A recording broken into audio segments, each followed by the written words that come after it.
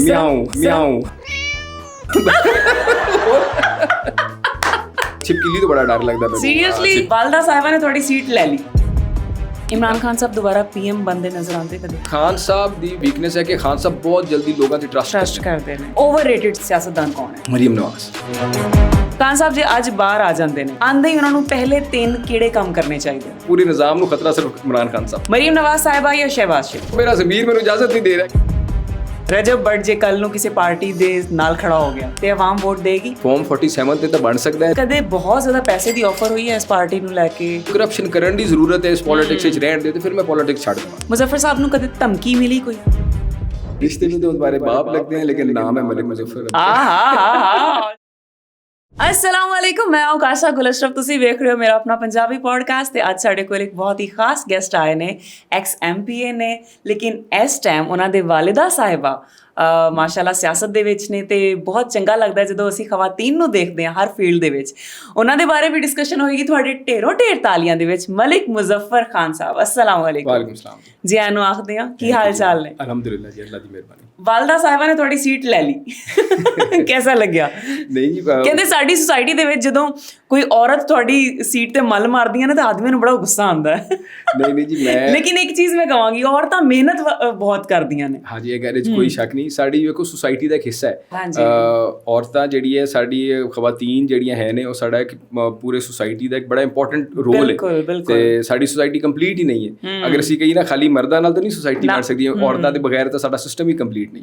ਲੇਕਿਨ ਮੇਰੀ ਵਾਲਦਾ ਸਾਡਾ ਜੀ ਉਹ ਮਜਬੂਰੀ ਸੀ, ਮੈਨੂੰ ਨਾ ਇਲੈਕਸ਼ਨ ਕੰਟੈਸਟ ਨਹੀਂ ਕਰਨ ਦਿੱਤਾ, ਤੇ ਮੇਰੇ ਜਿਹੜੇ ਨਾਲ ਕਜ਼ਨ ਸਨ ਉਹਨਾਂ ਨੂੰ ਵੀ ਨਹੀਂ ਕਰਨ ਦੇ ਰਹੇ ਸਨ। ਤੇ ਫਿਰ ਉਹ ਵਾਲਦਾ ਨੂੰ ਸ਼ਾਇਦ ਉਹਨਾਂ ਸਮਝਿਆ ਕਿ ਅਸਲ ਵਿੱਚ ਸਾਡਾ ਏਰੀਆ ਜਿਹੜਾ ਨਾ ਉੱਥੇ ਖਵਾਤੀਨ ਇਲੈਕਸ਼ਨ ਜ਼ਰਾ ਕੰਟੈਸਟ ਨਹੀਂ ਕਰਦੀਆਂ, ਤਾਂ ਉਹਨਾਂ ਨੇ ਸਮਝਿਆ ਕਿ ਸ਼ਾਇਦ ਇਹ ਚਲੋ ਪਿੰਡਾਂ ਸਾਡਾ ਹੈ ਜੀ। ਲੇਕਿਨ ਸਾਨੂੰ ਅੱਲਾ ਨੇ ਬੜੀ ਕਰਮ ਕੀਤਾ ਜੀ। ਅਸੀਂ ਬੇਸਿਕਲੀ ਸਾਨੂੰ ਵੋਟ ਤਾਂ ਖਾਨ ਸਾਹਿਬ ਦੇ ਨਾਂ ਦਾ ਪੈਂਦਾ, ਤੇ ਸਾਨੂੰ ਉਸ ਵੇਲੇ ਤੋਂ ਮੇਰੀ ਵਾਲਦਾ ਫਿਰ ਅਸੈਂਬਲੀ 'ਚ, ਤੇ ਉਹ ਇਤਫਾਕ ਐਸਾ ਹੈ ਕਿ ਮੇਰੇ ਵਾਲਿਦ ਸਾਹਿਬ ਵੀ ਐਮਪੀ ਰਹਿ ਚੁੱਕੇ ਨੇ, ਮੈਂ ਵੀ ਐਮਪੀ ਰਹਿ ਚੁੱਕਿਆ, ਹੁਣ ਮੇਰੀ ਵਾਲਦਾ ਵੀ ਐਮਪੀ ਹੈ। ਜੀ।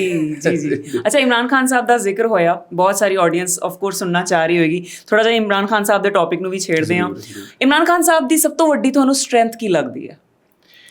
ਇਮਰਾਨ ਖਾਨ ਸਾਹਿਬ ਤੋਂ ਪਹਿਲੇ ਜਿਵੇਂ ਤੁਸੀਂ ਗੱਲ ਕੀਤੀ, ਇਮਰਾਨ ਖਾਨ ਸਾਹਿਬ ਦੇ ਟੌਪਿਕ ਤੋਂ ਬਗੈਰ ਤਾਂ ਸਾਡੀ ਪੋਲਿਟਿਕਸ ਕੰਪਲੀਟ ਹੀ ਕੋਈ ਨਹੀਂ। ਤੇ ਇਮਰਾਨ ਖਾਨ ਸਾਹਿਬ ਦੀ ਸਭ ਤੋਂ ਜ਼ਿਆਦਾ ਸਟਰੈਂਥ ਜਿਹੜੀ ਹੈ ਨਾ, ਉਹ ਮੁਸਤਕਿਲ ਮਜ਼ਾਜੀ।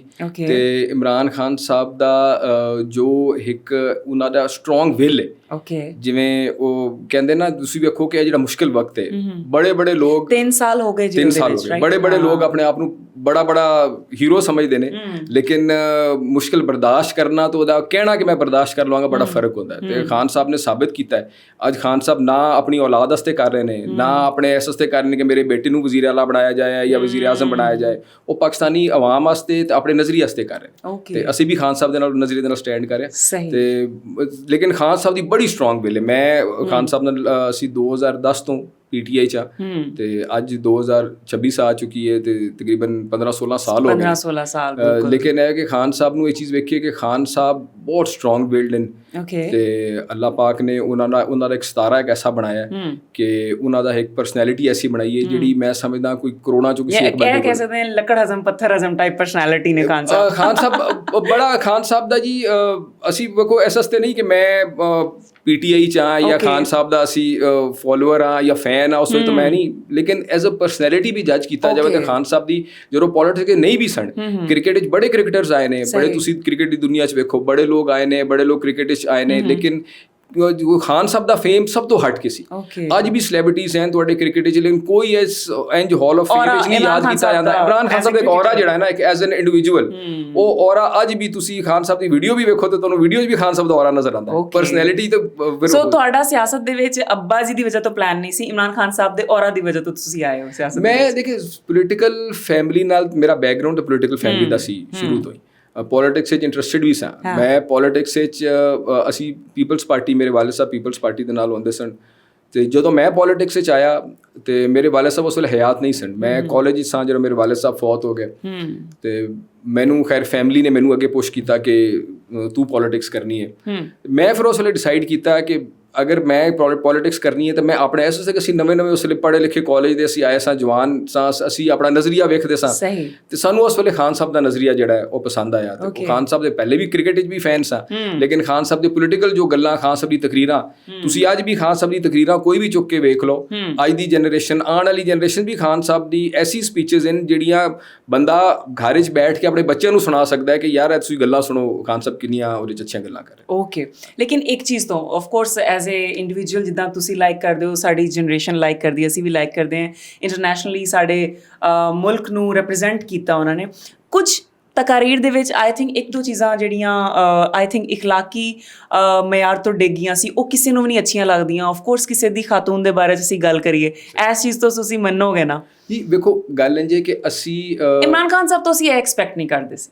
ਹਾਂ, ਵੇਖੋ ਗੱਲ ਇੰਝ ਹੈ ਕਿ ਸਾਡੀ ਪੋਲੀਟੀਕਲ ਸਾਰਾ ਸਿਸਟਮ ਐਸਾ ਬਣ ਗਿਆ, ਤੁਸੀਂ ਜਦੋਂ the way he was calling oh Mariam, like ਇਹ ਥੋੜਾ ਜਿਹਾ ਮੈਨੂੰ ਥੋੜਾ ਆਡ ਲੱਗਿਆ।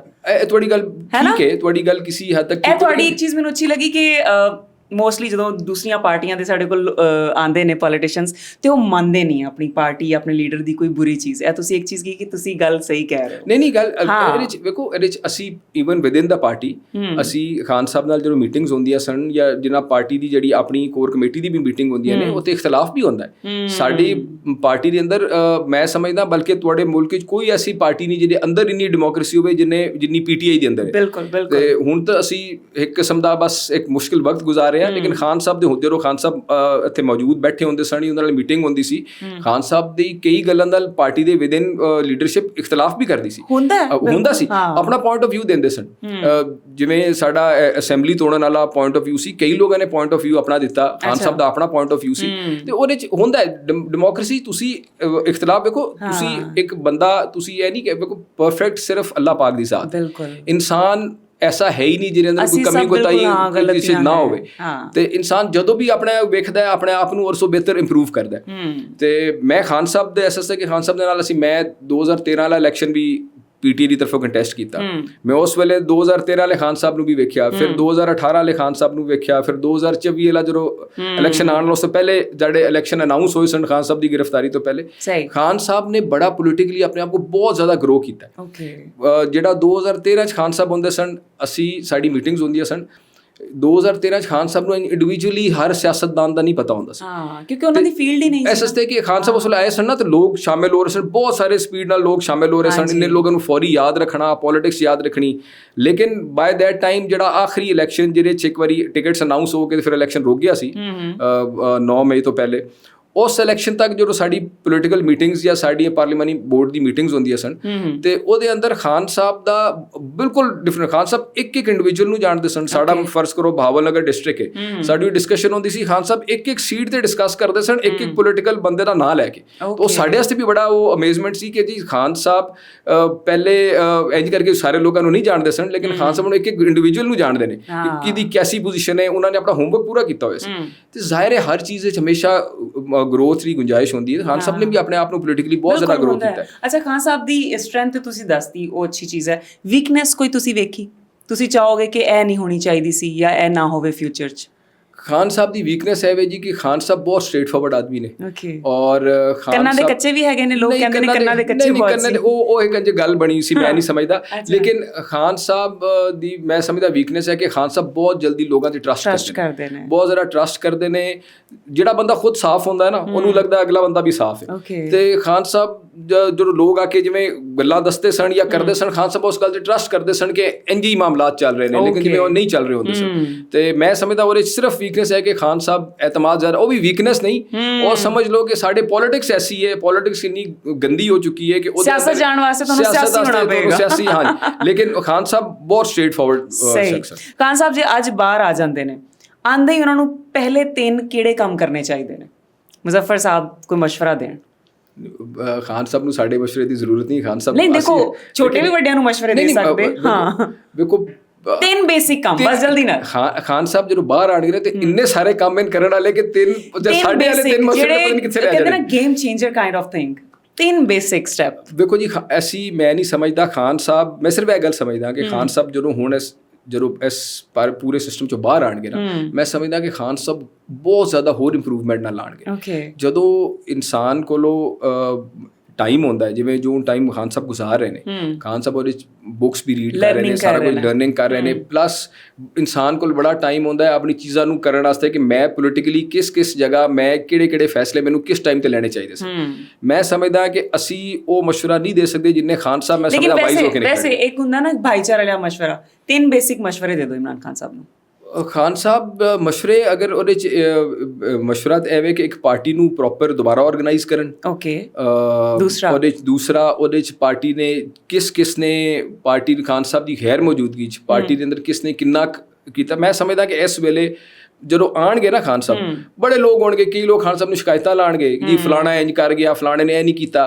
ਖਾਨ ਸਾਹਿਬ ਉਹਦੇ 'ਚ ਬੜਾ ਵਾਈਜ਼ਲੀ ਇਸ ਸਾਰੇ ਨੂੰ ਕੰਸੀਡਰ ਕਰਨ ਕਿ ਕੌਣ ਬੰਦਾ ਕਿਵੇਂ ਸਟੈਂਡ ਕੀਤੀ ਰੱਖਿਆ ਗਿਆ। ਵੇਖੋ ਬੜਾ ਮੁਸ਼ਕਿਲ ਵਕਤ ਹੈ, ਮੈਂ ਨੂੰ ਆਂਦੇ ਇਹ ਭਾਪਣਾ ਚਾਹੀਦਾ ਹੈ ਕਿਹੜਾ ਇਮਾਨਦਾਰ ਸੀ ਤੇ ਕਿਹੜਾ ਬੇਈਮਾਨ ਸੀ। ਨਹੀਂ ਮੈਂ ਕੋ ਭਾਪਣ ਤੋਂ ਇਲਾਵਾ ਗੱਲ ਇਹ ਜੇ ਕਿ ਮੈਂ ਸਮਝਦਾ ਹਰ ਬੰਦੇ ਨੇ ਸੈਕਰੀਫਾਈਸ ਕੀਤਾ ਹੈ, ਕਿਸੇ ਨੇ ਕਮ ਕਿਸੇ ਨੇ ਜ਼ਿਆਦਾ। ਅਸੀਂ ਐਸਾ ਕੋਈ ਪੈਮਾਨਾ ਨਹੀਂ, ਹਰ ਬੰਦਾ ਨਾ ਵੇਖੋ ਹਰ ਬੰਦੇ ਨੂੰ ਅੱਲਾਹ ਪਾਕ ਨੇ ਜਿੰਨੀ ਸਹਿਣ ਦੀ ਐਬਿਲਿਟੀ ਦਿੱਤੀ ਹੈ ਇਨਸਾਨ ਨੇ ਉਨਾ ਹੀ ਸਹਿ ਸਕਦਾ ਹੈ। ਤੇ ਲੇਕਿਨ ਹਰ ਬੰਦੇ ਨੇ ਵੇਖੋ ਜਿਹੜੇ ਪੋਲੀਟੀਕਲ ਲੋਕ ਪਾਰਟੀ 'ਚ ਫੇਰੇ ਨੇ, ਇਹ ਕੋਈ ਨਾ ਕੋਈ ਕਮਾਂਡੋ ਟ੍ਰੇਨਿੰਗ ਲੈ ਕੇ ਆਏ ਸਨ ਤੇ ਨਾ ਕੋਈ ਜੰਗ ਲੜਨ ਵਾਸਤੇ ਆਏ। ਪੋਲੀਟੀਕਲ ਲੋਕ ਹੈ ਨਾ, ਪੋਲੀਟੀਕਲ ਲੋਕਾਂ ਨੇ ਇਸ ਇੱਕ ਸਾਡਾ ਮੁਲਕ ਦਾ ਇੱਕ ਐਸੇ ਸਿਸਟਮ ਵਿੱਚ ਹੁਣ ਤੱਕ ਸਟੈਂਡ ਕਰ ਰਹੇ ਨੇ। ਆਖਿਰ ਮੈਂ ਸਮਝਦਾ ਇਹਨਾਂ 'ਚ ਕੋਈ ਐਸਾ ਸ਼ਖਸ ਨਹੀਂ ਜਿਹੜਾ ਖਾਨ ਸਾਹਿਬ ਨਾਲ ਜਾਂ ਪਾਰਟੀ ਨਾਲ ਲਾਇਲ ਨਾ ਹੋਵੇ। ਬਾਕੀ ਉਹ ਖਾਨ ਸਾਹਿਬ ਉਹਦੇ ਜ਼ਰੂਰ ਵੇਖਣ। ਤੀਸਰਾ ਮਸ਼ਵਰਾ ਇਹ ਕਿ ਜਿਹੜੀ ਸਾਡੀ ਗਵਰਨੈਂਸ ਵਿੱਚ, ਜਿਵੇਂ ਅਸੀਂ ਗਵਰਨੈਂਸ ਵਿੱਚ ਪਿਛਲੀ ਵਾਰੀ ਕੁਝ ਲੋਕਾਂ ਦੇ ਟਰਸਟ ਕਰਕੇ ਫੈਸਲੇ ਜਿਵੇਂ ਕੀਤੇ ਸਨ, ਖਾਨ ਸਾਹਿਬ ਐਸੇ ਲੋਕ ਲੈ ਕੇ ਆਣ ਅੱਗੇ ਜਿਹੜੇ ਨਜ਼ਰੀਆਤੀ ਲੋਕ ਹੋਣ, ਜਿਹੜੇ ਪਾਰਟੀ ਦੇ ਵਾਸਤੇ, ਜਿਹੜੇ ਪਾਰਟੀ ਵਾਸਤੇ, ਮੁਲਕ ਵਾਸਤੇ ਬਿਹਤਰ ਹੋਣ। ਤੇ ਜਿਹੜਾ ਕਈ ਐਸੇ ਲੋਕ ਸਾਨੂੰ ਛੱਡ ਕੇ ਚਲੇ ਗਏ ਜਿਨ੍ਹਾਂ ਨੂੰ ਅਸੀਂ ਬੜੇ ਵੱਡੇ ਅਹੁਦੇ ਦਿੱਤੇ, ਜਿਨ੍ਹਾਂ ਨੂੰ ਅਸੀਂ ਪਾਰਟੀ ਨੇ ਖਾਨ ਸਾਹਿਬ ਨੇ ਅਸੀਂ ਕੀ ਦੇਣਾ ਸੀ, ਖਾਨ ਸਾਹਿਬ ਨੇ ਬੜੇ ਵੱਡੇ ਅਹੁਦੇ ਦਿੱਤੇ, ਖਾਨ ਸਾਹਿਬ ਨੇ ਬੜੀ ਅੱਛੀ ਸੀਟਾਂ ਤੇ ਬਿਠਾਈ ਰੱਖਿਆ। ਲੇਕਿਨ ਜਦੋਂ ਮੁਸ਼ਕਿਲ ਵਕਤ ਹੈ ਉਹ ਪਾਰਟੀ ਨਾਲ ਉਹਨਾਂ ਸਟੈਂਡ ਨਹੀਂ ਕੀਤਾ। ਇਮਰਾਨ ਖਾਨ ਸਾਹਿਬ ਦੁਬਾਰਾ PM ਬਣਦੇ ਨਜ਼ਰ ਆਉਂਦੇ ਕਦੇ? ਇਨਸ਼ਾਅੱਲਾ ਜੀ, ਕਿਉਂ ਨਹੀਂ। ਇਨਸ਼ਾਅੱਲਾ ਤੇ ਹੈ ਨਾ, ਪਾਕਿਸਤਾਨੀਆਂ ਨੇ ਜਦੋਂ ਕੋਈ ਕੰਮ ਨਹੀਂ ਕਰਨਾ ਹੁੰਦਾ ਕਹਿੰਦੇ ਇਨਸ਼ਾਅੱਲਾ। ਲੇਕਿਨ ਵੈਸੇ ਇੱਕ ਹੈ ਕਿ ਆਫ ਕੋਰਸ ਤੁਹਾਡੇ ਲੀਡਰ ਨੇ, ਤੁਸੀਂ ਇਹ ਤਾਂ ਨਹੀਂ ਕਹੋਗੇ ਨਾ ਹੋਵੇ। ਨਹੀਂ ਮੈਂ ਬੜਾ ਸਟਰੋਂਗਲੀ ਬਿਲੀਵ ਕਰਦਾ। ਵੇਖੋ ਜੋ ਕੁਝ ਖਾਨ ਸਾਹਿਬ ਇੰਡੋਰ ਕਰ ਰਹੇ ਨੇ ਇਸ ਵੇਲੇ, ਇਹ ਪੂਰੇ ਮੁਲਕ ਨੂੰ ਪਤਾ ਹੈ। ਤੁਸੀਂ ਮਾਮੂਨ ਨਾਸ ਕੋਲੋਂ ਜਿਸ ਮਰਜ਼ੀ ਕੋਲ ਪੁੱਛ ਲਓ, ਖਾਨ ਸਾਹਿਬ ਨੇ ਕੋਈ ਐਸਾ ਜੁਰਮ ਨਹੀਂ ਕੀਤਾ ਜਾਂ ਕੋਈ ਐਸੀ ਚੀਜ਼ ਨਹੀਂ ਕੀਤੀ ਜਿਹਦੀ ਉਹ ਸਜ਼ਾ ਇਸ ਵੇਲੇ ਉਹ ਕੱਟ ਰਹੇ ਨੇ। ਅੱਲਾਹ ਪਾਕ ਕਿਸੇ ਨੂੰ ਅਗਰ ਇਸ ਮੁਸ਼ਕਿਲ ਵਕਤ ਤੋਂ ਗੁਜ਼ਾਰਦਾ ਹੈ ਨਾ, ਤੇ ਅੱਲਾਹ ਪਾਕ ਨੇ ਉਹਦਾ ਸਿਲਾ ਵੀ ਦੇਣਾ ਹੁੰਦਾ। ਤੇ ਮੈਂ ਸਮਝਦਾ ਕਿ ਅਗਰ ਖਾਨ ਸਾਹਿਬ ਇਸ ਵਕਤ ਕੋਈ ਮੁਸ਼ਕਿਲ ਵਕਤ ਤੋਂ ਗੁਜ਼ਰ ਰਹੇ ਨੇ ਜਾਂ ਅਗਰ ਇਹ ਟਾਈਮ ਗੁਜ਼ਾਰ ਰਹੇ ਨੇ, ਤੇ ਇਹ ਕਿਸੇ ਵਜ੍ਹਾ ਤੋਂ ਅੱਲਾਹ ਪਾਕ ਦੀ ਕੋਈ ਬੜੀ ਵੱਡੀ ਪਲੈਨਿੰਗ ਹੈ। ਤੇ ਉਹ ਪਲੈਨਿੰਗ ਉਹ ਅੱਲਾ ਦੀ ਕੀ ਹੈ ਉਹ ਅੱਲਾ ਬਿਹਤਰ ਜਾਣਦਾ। ਲੇਕਿਨ ਉਸ ਵਿੱਚ ਬਿਲੀਵ ਸਾਡਾ ਹੈ ਵੇ ਕਿ ਅੱਲਾਹ ਪਾਕ ਨੇ ਕੁਰਾਨ ਪਾਕ ਵਿੱਚ ਵੀ ਫਰਮਾਇਆ ਕਿ ਹਰ ਮੁਸ਼ਕਿਲ ਕੇ ਬਾਅਦ ਆਸਾਨੀ। ਤੇ ਉਹ ਸ਼ਖਸ ਜਿਹੜਾ ਇਸ ਵੇਲੇ ਜੇਲ੍ਹ ਵਿੱਚ ਨਾਹਕ ਕੈਦ ਕੱਟ ਰਿਹਾ ਹੈ, ਤੇ ਉਹਦੇ ਵਾਸਤੇ ਵੀ ਮੁਸ਼ਕਿਲ ਤੋਂ ਬਾਅਦ ਆਸਾਨੀ ਜ਼ਰੂਰ ਹੈ ਇਨਸ਼ਾਅੱਲਾ। ਤੇ ਮੈਂ ਸਮਝਦਾ ਕਿ ਖਾਨ ਸਾਹਿਬ ਪ੍ਰਾਈਮ ਮਿਨਿਸਟਰ ਬਣਨਗੇ ਤੇ ਐਸੇ ਪ੍ਰਾਈਮ ਮਿਨਿਸਟਰ ਉਸ ਵੇਲੇ ਸਾਡੇ ਸਟੇਟ ਦੇ ਹੈੱਡ ਬਣਨਗੇ। ਉਹ ਜਿਸ ਸ਼ਕਲ ਉਹ ਸੂਰਤ ਵਿੱਚ ਵੀ ਹੋਇਆ ਤਾਂ ਉਹ ਐਸਾ ਸਿਸਟਮ ਹੋਏਗਾ ਕਿ ਜਿਹੜਾ ਪੁਰਾਣੇ ਸਿਸਟਮ ਤੋਂ ਮੈਂ ਸਮਝਦਾ ਜ਼ਿਆਦਾ ਬਿਹਤਰ ਹੋਵੇ। ਓਕੇ, ਬੈਸਟ ਵਿਸ਼ੇਸ ਫॉर ਆਵਰ ਪਾਕਿਸਤਾਨ। ਅੱਛਾ ਜੀ, ਰੈਪਿਡ ਫਾਇਰ ਕਰਾਂਗੇ ਜਲਦੀ ਨਾਲ। ਤੁਸੀਂ ਇੱਕ ਚੀਜ਼ ਚੂਜ਼ ਕਰਨੀ ਹੈ ਬਿਨਾਂ ਸੋਚੇ ਸਮਝੇ, ਇਮਰਾਨ ਖਾਨ ਜਾਂ ਨਵਾਜ਼ ਸ਼ਰੀਫ? ਆਬਵੀਅਸਲੀ ਇਮਰਾਨ ਖਾਨ ਹੈ। ਆਬਵੀਅਸਲੀ ਨਹੀਂ ਕਹਿਣਾ, ਜਲਦੀ ਨਾਲ ਕਰਕੇ ਜਵਾਬ ਦੇਣਾ। PTI ਜਾਂ PMLN? PTI। ਕੁਰਸੀ ਜਾਂ ਜ਼ਮੀਰ? ਜ਼ਮੀਰ। ਕੁਰਸੀ ਵੈਸੇ ਤੁਹਾਡੇ ਕੋਲ ਰਹੀ ਵੀ ਨਹੀਂ। ਨਹੀਂ, ਜ਼ਮੀਰ ਹਰ ਵਕਤ ਜ਼ਮੀਰ। ਕੁਰਸੀ ਦੀ ਜ਼ਰੂਰਤ ਹੀ ਨਹੀਂ ਹੈ, ਜ਼ਮੀਰ ਜ਼ਿੰਦਾ ਹੋਵੇ ਤੇ ਸਭ ਕੁਝ ਠੀਕ ਹੈ। ਪੰਜਾਬ ਜਾਂ ਸਿੰਧ? ਮੈਂ ਸਮਝਦਾ Pakistan. Okay, that's not Punjab, not Sindh, Pakistan. Mariam Nawaz Sahiba ਜਾਂ ਸ਼ਹਿਬਾਜ਼ ਸ਼ਰੀਫ?